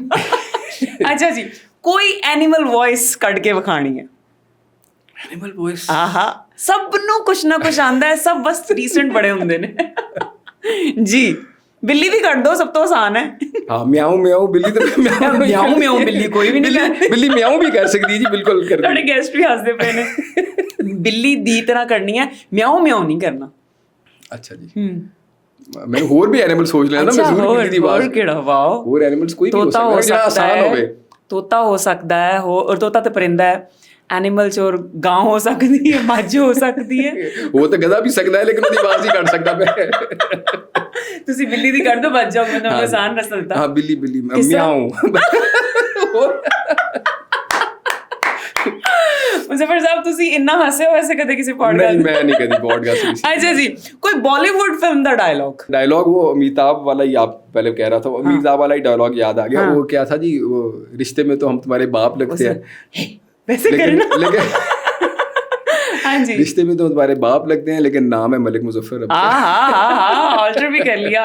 अच्छा, मुजफ्फर साहब का कोई हिडन टैलेंट मैं, जो आपको लगता है आपके अंदर है लेकिन हिडन नहीं, मैं बड़ा शौकीन था। मैं ना आर्ट का बड़ा शौक, पेंटिंग्स बनाने का बड़ा शौकीन था, लेकिन वो मेरा, मुझे फिर मैं उर्दू च आ गया, मेरी वो life, it's okay, no problem, ਤੇ ਮੈਂ ਲਾਈਫ ਦੇ ਉਹ ਇਹਨਾਂ ਆਪਣੇ ਮਸਰੂਫੀਆਤ ਵਿੱਚ ਉਹ ਮੈਨੂੰ ਜਿਹੜਾ ਨਾ ਟਾਈਮ ਨਹੀਂ ਮਿਲਦਾ। ਓਕੇ, ਤੇ ਮੈਂ ਸਮਝਦਾ ਕਿ ਬੜਾ ਅਰਸਾ ਹੋ ਗਿਆ, ਮੈਂ ਸ਼ਾਇਦ ਆਊਟ ਆਫ ਪ੍ਰੈਕਟਿਸ ਵੀ ਹੋ ਗਿਆ, ਲੇਕਿਨ ਉਹ ਇੱਕ ਕੁਦਰਤੀ ਟੈਲੈਂਟ ਹੁੰਦਾ। ਇਸ ਕਰਕੇ ਮੈਂ ਆਰਟ ਵਿੱਚ, ਕਾਲਜ ਵਿੱਚ ਵੀ ਸਾਂ ਨਾ, ਮੈਂ ਆਰਟ ਵਿੱਚ ਹਮੇਸ਼ਾ ਮੈਂ ਟੌਪ ਤੇ ਨੰਬਰਸ ਲੈਂਦਾ ਸਾਂ। ਮੈਨੂੰ ਪੇਂਟਿੰਗਸ, ਉਸ ਤੋਂ ਬਾਅਦ ਵੀ ਮੈਨੂੰ ਵੈਸੇ ਵੀ ਸ਼ੌਕ ਸੀ ਕਿ ਮੈਂ ਪੇਂਟਿੰਗਸ ਬਣਾਉਂਦਾ ਸੀ, ਲੇਕਿਨ ਉਹ ਫਿਰ ਮੇਰਾ ਇਤਨਾ ਅਰਸਾ ਹੋ ਗਿਆ, ਉਹ ਸਾਨੂੰ ਕਦੀ ਟਾਈਮ ਹੀ ਨਹੀਂ ਮਿਲਾ, ਮੈਂ ਫਿਰ ਦੁਬਾਰਾ ਕਦੀ ਉਹ। ਅੱਛਾ, ਇਹ ਨਹੀਂ ਹੋ ਸਕਦਾ ਕਿ ਕੋਈ ਵੀ ਬੰਦਾ ਹੋਵੇ ਤੇ ਉਹ ਗੁਨਗੁਨਾਉਂਦਾ ਨਾ ਹੋਵੇ? ਇਹ ਹੋ ਸਕਦਾ ਜੀ, ਮੇਰੇ ਨਾਲ ਬਿਲਕੁਲ ਹੋ ਸਕਦਾ ਹੈ। ਇਹ ਬਿਲਕੁਲ ਨਹੀਂ ਕਰਨਾ। ਮੈਂ ਇਹ ਸੀਟ ਦੇ ਉੱਤੇ ਬਿਠਾ ਕੇ ਮਿਨਿਸਟਰਾਂ ਤੱਕ ਤੋਂ ਗਵਾਤਾ, ਜਿਹੜੇ ਕਹਿੰਦੇ ਸੀ ਉਹਨੇ ਤਾਂ ਕभी ਗਾਣਾ ਸੁਣਾ ਹੀ ਨਹੀਂ ਹੈ। ਤੁਸੀਂ ਨਹੀਂ ਗਾਣਾ ਸੁਣੇ ਨੇ? ਬਿਲਕੁਲ ਸੁਣੇ, ਸੁਣਨ ਦਾ ਬੜਾ ਮਤਲਬ ਕਹਿੰਦੇ ਕਿ ਸਾਡੀ ਆਵਾਜ਼ ਤੇ, ਜਦੋਂ ਮੈਂ ਹਲਕਾ ਜਿਹਾ ਗਾਉਂਦੀ ਸੀ, ਯਕੀਨ ਕਰੋ ਐਸੇ ਸੁਰ ਲਗਾਉਂਦੇ ਸੀ। ਮੈਨੂੰ ਅੱਜ ਤੱਕ ਘਰ ਵਾਲੇ ਦੋ ਚੀਜ਼ਾਂ ਨਹੀਂ ਕਦੀ ਕਰਾ ਸਕੇ। ਨਹੀਂ, ਪੱਕਾ ਮੈਂ ਬਰਦਾਸ਼ਤ ਕਰਾਂਗੀ। ਮੈਂ ਇੱਕ ਲਾਈਨ ਗਾ ਦੋ, ਅਸੀਂ ਬਰਦਾਸ਼ਤ ਵੀ ਕਰਾਂਗੇ ਤੇ ਲਗਾਵਾਂਗੇ। ਮੈਨੂੰ ਦੋ ਚੀਜ਼ਾਂ ਅੱਜ ਤੱਕ ਮੇਰੇ ਕੋਲ ਘਰ ਵਾਲੇ ਨਹੀਂ ਕਰਾ ਸਕੇ। ਘਰ में आलम रात में फैमिली वाले दोस्त कजन सारे, एक किसी भी शादी ते डांस ते एक गाना, ਇਹ ਦੋ ਚੀਜ਼ਾਂ ਮੇਰੇ ਕੋਲੋਂ ਨਹੀਂ ਹੋ ਸਕਦੀਆਂ। ਚਲੋ ਵੈਸੇ ਹੀ ਕੋਈ ਗਾਣਾ ਕਹਿ ਦੋ, ਗਾਓ ਮਤ, ਕਹਿ ਦੋ ਤੁਸੀਂ ਗਾਣਾ। ਨੁਸਰਤ ਸਾਹਿਬ ਦੇ ਗਾਣੇ ਅਸੀਂ ਸੁਣਦੇ ਹਾਂ, ਮੈਂ ਖਾਸ ਤੌਰ ਤੇ ਆਪਣਾ ਉਹਨਾਂ ਦੀ ਜਿਹੜੀ ਕਵਾਲੀਆਂ ਨੇ ਉਹ ਵਾਲੀਆਂ ਮੈਨੂੰ ਬੜੀ ਪਸੰਦ ਨੇ। ਉਹਦੇ 'ਚ ਜੋ ਖਾਸ ਤੌਰ 'ਤੇ ਇਹ ਹੈ ਜਿਹੜਾ ਹੈ ਕਿ ਕੋਈ ਤਾਂ ਹੈ ਜੋ ਨਿਜ਼ਾਮੇ ਹਸਤੀ ਚਲਾ ਰਹਾ ਹੈ, ਵਹੀ ਖੁਦਾ ਹੈ, ਬਸ ਉਹ ਇਸ ਤੋਂ ਇਲਾਵਾ ਬਾਕੀ ਹੋਰ ਗੁਨਗੁਨਾਉਣ ਵਾਲਾ ਕਿ ਤੁਸੀਂ ਮੈਨੂੰ ਕਹੋ ਤਾਂ ਗੁਨਗੁਨਾ ਮੈਂ ਕੋਈ ਨਹੀਂ ਸਕਦਾ। ਚਲੋ, ਤੁਹਾਨੂੰ ਮਾਫੀ ਦੇ ਦੇਣੇ। ਅੱਛਾ, ਜਲਦੀ ਜਵਾਬ ਦੇਣੇ ਨੇ। ਪਾਕਿਸਤਾਨ ਦਾ ਅਗਲਾ ਪੀਐਮ ਇਨਸ਼ਾਅੱਲਾ ਇਮਰਾਨ ਖਾਨ।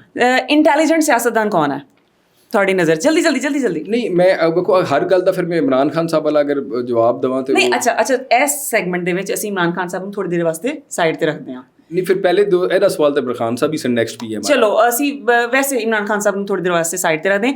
ਤੁਹਾਡੀ ਨਜ਼ਰ, ਪੁਆਇੰਟ ਆਫ ਵਿਊ ਨਾਲ ਤੁਹਾਨੂੰ ਕੀ ਲੱਗਦਾ, ਜਿਹੜੀ ਸਾਰੀ ਇੱਕ ਉਹ ਕਹਿੰਦੇ ਨਾ ਕਿ ਹਰ ਪਾਰਟੀ ਨੂੰ ਸਾਹਮਣੇ ਰੱਖਣਾ ਹੈ ਤੇ ਉਹਨਾਂ ਵਿੱਚੋਂ ਚੰਗੇ ਚੀਦਾ ਬੰਦੇ ਚੁੱਕ ਲੈਣੇ ਤੁਸੀਂ, ਪਾਕਿਸਤਾਨ ਦਾ ਅਗਲਾ ਪੀਐਮ?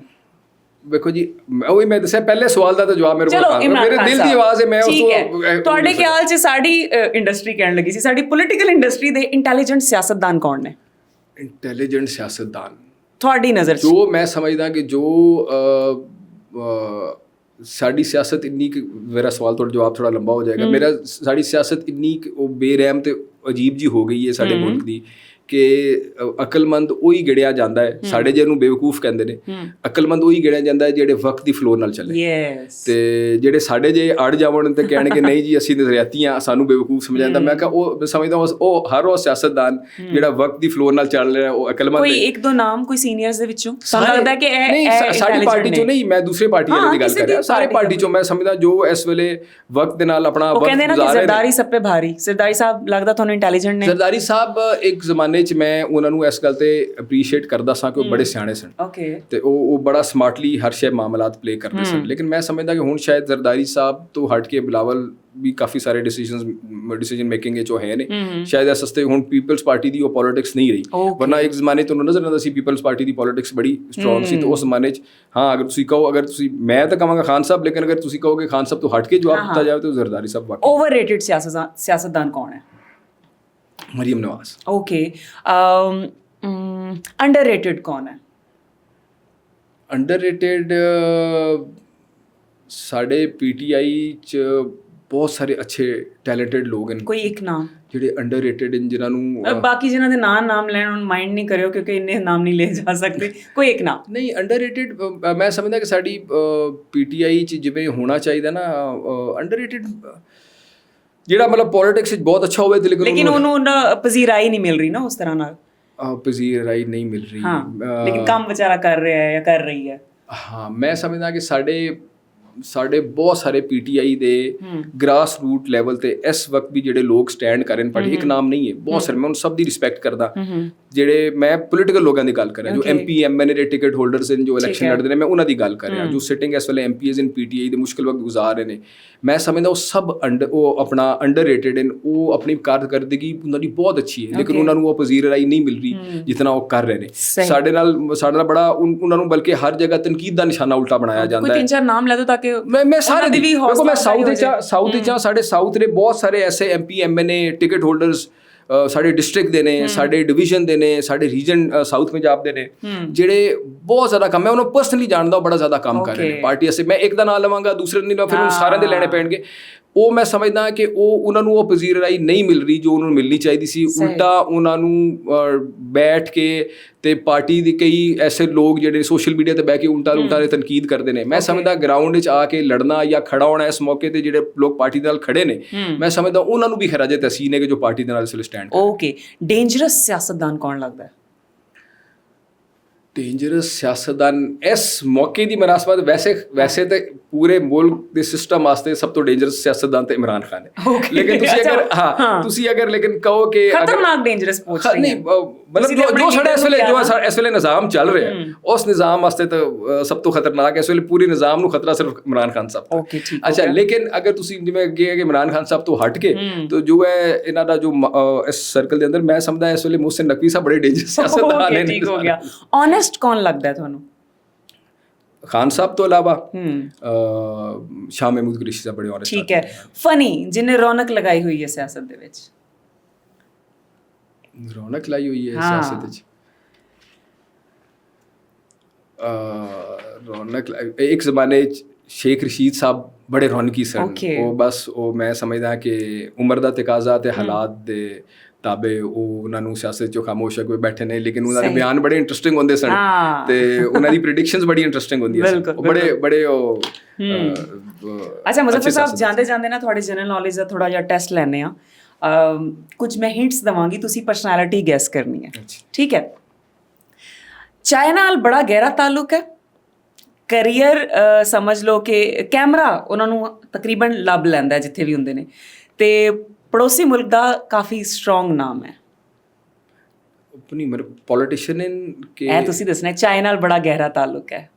ਚਾਈਨਾ ਨਾਲ ਬੜਾ ਗਹਿਰਾ ਤਾਲੁਕ ਹੈ, ਕੈਮਰੇ ਦੇ ਅੱਗੇ ਮੋਸਟਲੀ ਪਾਏ ਜਾਂਦੇ, ਕੈਮਰਾ ਲੱਭ ਹੀ ਲੈਂਦਾ ਜਿੱਥੇ ਵੀ ਕਿਤੇ ਜਾਂਦੇ ਇੱਧਰ ਉੱਧਰ, ਤੇ ਪੜੋਸੀ ਮੁਲਕ ਦਾ ਕਾਫੀ ਪਾਵਰਫੁਲ ਨਾਮ ਹੈ। Very easy. ਇਹ ਤਾਂ ਬੜੀ ਵੇਗ ਜੀ ਹਿੰਟ। ਸਭ ਤੋਂ ਮੇਨ ਹਿੰਟ ਚਾਹ ਹੈ।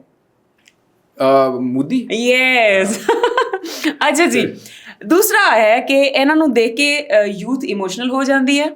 ਇਹਨਾਂ ਦਾ ਨਾਂ ਸੁਣਦੇ ਹੀ ਸੋਸ਼ਲ ਮੀਡੀਆ ਦੋ ਹਿੱਸਿਆਂ 'ਚ ਤਬਦੀਲ ਬਟ ਜਾਂਦਾ ਹੈ। ਤੇ ਦੂਸਰਾ ਹੈ बैट और बैलेट दोनों से ताल्लुक है। इमरान खान। ओके अच्छा, ये आदमी जो है ये दुनिया जमीन से ज्यादा आसमान के साथ कनेक्टेड है। अच्छा। और एक चिड़िया भी खरीद चुका है। लोग कहते हैं कि इसका दिमाग सिर्फ फ्यूचर देखता है। नहीं, पर्सनैलिटी है। पर्सनैलिटी है। अच्छा। ਜ਼ਮੀਨ ਤੋਂ ਜ਼ਿਆਦਾ ਉਹਦੀ ਜਿਹੜੀ ਪ੍ਰੋਡਕਸ਼ਨ ਹੈ ਜਾਂ ਕੰਮ ਹੈ ਜਾਂ ਪਲਾਨਸ ਨੇ ਉਹ ਆਸਮਾਨ ਤੇ ਖਲਾ ਦੇ ਵਿੱਚ ਨੇ। ਅੱਛਾ। ਚਿੜੀਆ ਵੀ ਇੱਕ ਖਰੀਦ ਲਈ ਇਹਨੇ। ਅੱਛਾ ਅੱਛਾ ਅੱਛਾ, ਈਲਨ ਮਸਕ। Okay nice. ਅੱਛਾ ਜੀ, ਇਹਨਾਂ ਦੇ ਘਰ ਦੀਆਂ ਸ਼ਾਦੀਆਂ ਵਰਲਡ ਨਿਊਜ਼ ਬਣ ਜਾਂਦੀਆਂ ਨੇ, ਬੱਚਿਆਂ ਦੇ ਕੱਪੜੇ ਹੈਡਲਾਈਨਸ ਬਣ ਜਾਂਦੇ ਨੇ, ਤੇ ਫੋਨ ਦਾ ਬਿੱਲ ਸਮਝ ਲਓ ਇਹਨਾਂ ਵਾਸਤੇ ਪਾਕਟ ਮਨੀ ਹੋਏਗੀ, ਜਾਂ ਵੱਡੇ ਵੱਡੇ ਟੂਰ ਵੀ ਪਾਕਟ ਮਨੀ। ਓਕੇ ਠੀਕ ਹੋ ਗਿਆ। ਅੱਛਾ ਜੀ, ਫੈਨਸ ਇਹਨਾਂ ਨੂੰ ਬਾਦਸ਼ਾਹ ਕਹਿੰਦੇ ਨੇ। ਉਹਨਾਂ ਦਾ ਜਿਹੜਾ ਘਰ ਹੈ ਉਹ ਤਕਰੀਬਨ ਇੱਕ ਟੂਰਿਸਟ ਸਪੌਟ ਬਣਿਆ ਹੋਇਆ ਹੈ। ਸ਼ਾਹਰੁਖ ਖਾਨ। ਵਾਹ, ਤੁਸੀਂ ਤਾਂ ਸਾਰੇ ਜਵਾਬ ਦੇਤੇ। ਇੰਟੈਲੀਜੈਂਟ ਪੜ੍ਹੇ ਲਿਖੇ ਸਿਆਸਤਦਾਨ ਹੋ ਨਾ ਤੁਸੀਂ। ਕੋਸ਼ਿਸ਼ ਤਾਂ ਕੀਤੀ ਹੈ। Thank you so much Muzaffar ਸਾਹਿਬ। ਲੇਕਿਨ ਜਾਂਦੇ ਜਾਂਦੇ ਕੋਈ ਐਸੀ ਦਿਲ ਦੀ ਗੱਲ ਜਿਹੜੀ ਅੱਜ ਤੱਕ ਕਿਸੇ ਸ਼ੋਅ ਦੇ ਵਿੱਚ ਨਹੀਂ ਕੀਤੀ ਆਪਣੀ ਆਡੀਅנס ਦੇ ਨਾਲ, ਜਾਂ ਇਮਰਾਨ ਖਾਨ ਸਾਹਿਬ ਨੂੰ ਕੈਮਰੇ ਦੇ ਵਿੱਚ ਅੱਖਾਂ 'ਚ ਅੱਖਾਂ ਪਾ ਕੇ ਕੀ ਕਹਿਣਾ ਚਾਹੁੰਦੇ ਹੋ? ਫੋਰ ਐਗਜ਼ਾਮਪਲ ਕੈਮਰੇ ਦੇ ਉਸ ਪਾਰ ਇਮਰਾਨ ਖਾਨ ਸਾਹਿਬ ਤੁਹਾਨੂੰ ਦੇਖ ਰਹੇ ਨੇ, ਹੁਣ ਦੱਸੋ। ਨਹੀਂ ਜੀ, ਅਸੀਂ ਇਮਰਾਨ ਖਾਨ ਸਾਹਿਬ ਨੂੰ ਤਾਂ ਮੈਨੂੰ ਕਹਿਣ ਦੀ ਕੋਈ ਜ਼ਰੂਰਤ ਨਹੀਂ, ਉਹਨਾਂ ਕੋਲ ਤਾਂ ਅਸੀਂ ਸੁਣਦੇ ਹਾਂ। ਲੇਕਿਨ ਮੈਂ ਸਿਰਫ ਇਹ ਕਹਿਣਾ ਚਾਹਾਂਗਾ ਕਿ ਅੱਲਾਹ ਪਾਕ ਨੇ ਕੁਰਾਨ ਪਾਕ ਵਿੱਚ ਫਰਮਾਇਆ ਹੈ ਕਿ ਮਾਯੂਸੀ ਜਿਹੜੀ ਹੈ ਨਾ ਉਹ ਗੁਨਾਹ ਹੈ, ਤੇ ਇਨਸਾਨ ਨੂੰ ਮਾਯੂਸ ਨਹੀਂ ਹੋਣਾ ਚਾਹੀਦਾ ਹਾਲਾਤ ਤੋਂ। ਇਨਸ਼ਾਅੱਲਾ ਜਿਹੜੇ ਸਾਡੇ PTI ਦੇ ਲੋਕ ਹਨ ਜਿਹੜੇ ਕੋਈ ਮਾਯੂਸ ਹੁੰਦੇ ਨੇ, ਮੇਰੇ ਉਹਨਾਂ ਸੇ ਪੈਗਾਮ ਹੈ ਕਿ ਮਾਯੂਸ ਨਾ ਹੋਣ। ਇਨਸ਼ਾਅੱਲਾ ਅੱਛਾ ਵਕਤ ਜ਼ਰੂਰ ਆਏਗਾ। ਤੇ ਅੱਲਾਹ ਪਾਕ ਨੇ ਕੁਰਾਨ ਪਾਕ ਵਿੱਚ कोई ऐसी चीज़ ਜਿਹੜੀ ਦੋ ਵਾਰੀ ਇਕੱਠੀ ਨਹੀਂ ਫਰਮਾਈ, ਇਹ ਦੋ ਵਾਰੀ ਫਰਮਾਈ ਹੈ ਕਿ ਹਰ ਮੁਸ਼ਕਿਲ ਕੇ ਬਾਅਦ ਆਸਾਨੀ ਹੈ, ਹਰ ਮੁਸ਼ਕਿਲ ਕੇ ਬਾਅਦ ਆਸਾਨੀ। ਤੇ ਇਹ ਅੱਲਾ ਦਾ ਹੁਕਮ ਹੈ, ਇਹ ਨਾ ਮੇਰਾ ਫੈਸਲਾ ਹੈ ਤੇ ਨਾ ਕਿਸੇ ਹੋਰ ਦਾ। ਤੇ ਇਨਸ਼ਾਅੱਲਾ ਇਮਰਾਨ ਖਾਨ ਸਾਹਿਬ ਆਣਗੇ, ਅੱਛਾ ਵਕਤ ਆਏਗਾ, ਇਸ ਮੁਲਕ ਤੇ ਵੀ ਅੱਛਾ ਵਕਤ ਆਏਗਾ, ਇਹ ਸਭ ਸਾਡਾ ਮੁਲਕ ਦਾ ਸਿਸਟਮ ਵੀ ਅੱਛਾ ਹੋਏਗਾ, ਨਿਜ਼ਾਮ ਵੀ ਅੱਛਾ ਹੋਏਗਾ, ਤੇ ਅਸੀਂ ਇਨਸ਼ਾਅੱਲਾ ਆਪਣੇ ਮੁਲਕ ਨੂੰ ਤਰੱਕੀ ਕਰਦੇ। ਓਕੇ, ਹੁਣ ਦੂਸਰਾ ਮੈਸੇਜ ਕੈਮਰੇ ਦੇ ਵਿੱਚ ਅੱਖਾਂ ਪਾ ਕੇ ਸੁਰਈਆ ਸੁਲਤਾਨਾ ਵਾਸਤੇ।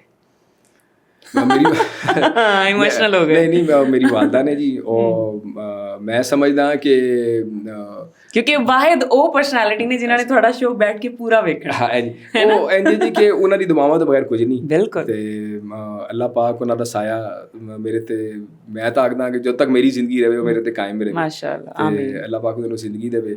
ਤੇ ਅੱਜ ਮੈਂ ਜੋ ਕੁਝ ਆ, ਮੈਂ ਆਪਣੀ ਮਾਂ ਦੀ ਦੁਆਵਾਂ ਦੇ। ਵਾਹ, ਬਹੁਤ ਆਲਾ। Thank you so much Muzaffar ਸਾਹਿਬ। ਖੁਸ਼ ਰਹੋ, ਆਬਾਦ ਰਹੋ। ਅੱਲਾਹ ਪਾਕ ਤੁਹਾਡੇ ਵਾਸਤੇ ਸਭ ਵਾਸਤੇ ਆਸਾਨੀਆਂ ਕਰੇ। ਇੰਜ ਹੀ ਹੱਸਦੇ ਮੁਸਕਰਾਉਂਦੇ। ਵਿਊਅਰਸ, ਯਕੀਨਨ ਤੁਹਾਨੂੰ ਬਹੁਤ ਮਜ਼ਾ ਆਇਆ ਹੋਗਾ ਅੱਜ ਦੇ ਪੋਡਕਾਸਟ। ਕੋਈ ਟਿਪੀਕਲ ਸਵਾਲਾਤ ਨਹੀਂ ਸੀ, ਬਹੁਤ ਮਜ਼ੇ ਦੇ ਫਨ ਦੇ ਕੁਐਸਚਨ ਸੀ। ਕਮੈਂਟਸ ਕਰਨਾ ਨਾ ਭੁੱਲਣਾ। ਮਿਲਦੇ ਹਾਂ ਅਗਲੇ ਪੋਡਕਾਸਟ, ਤਦ ਤੱਕ ਲਈ ਰੱਬ ਰੱਖਾ।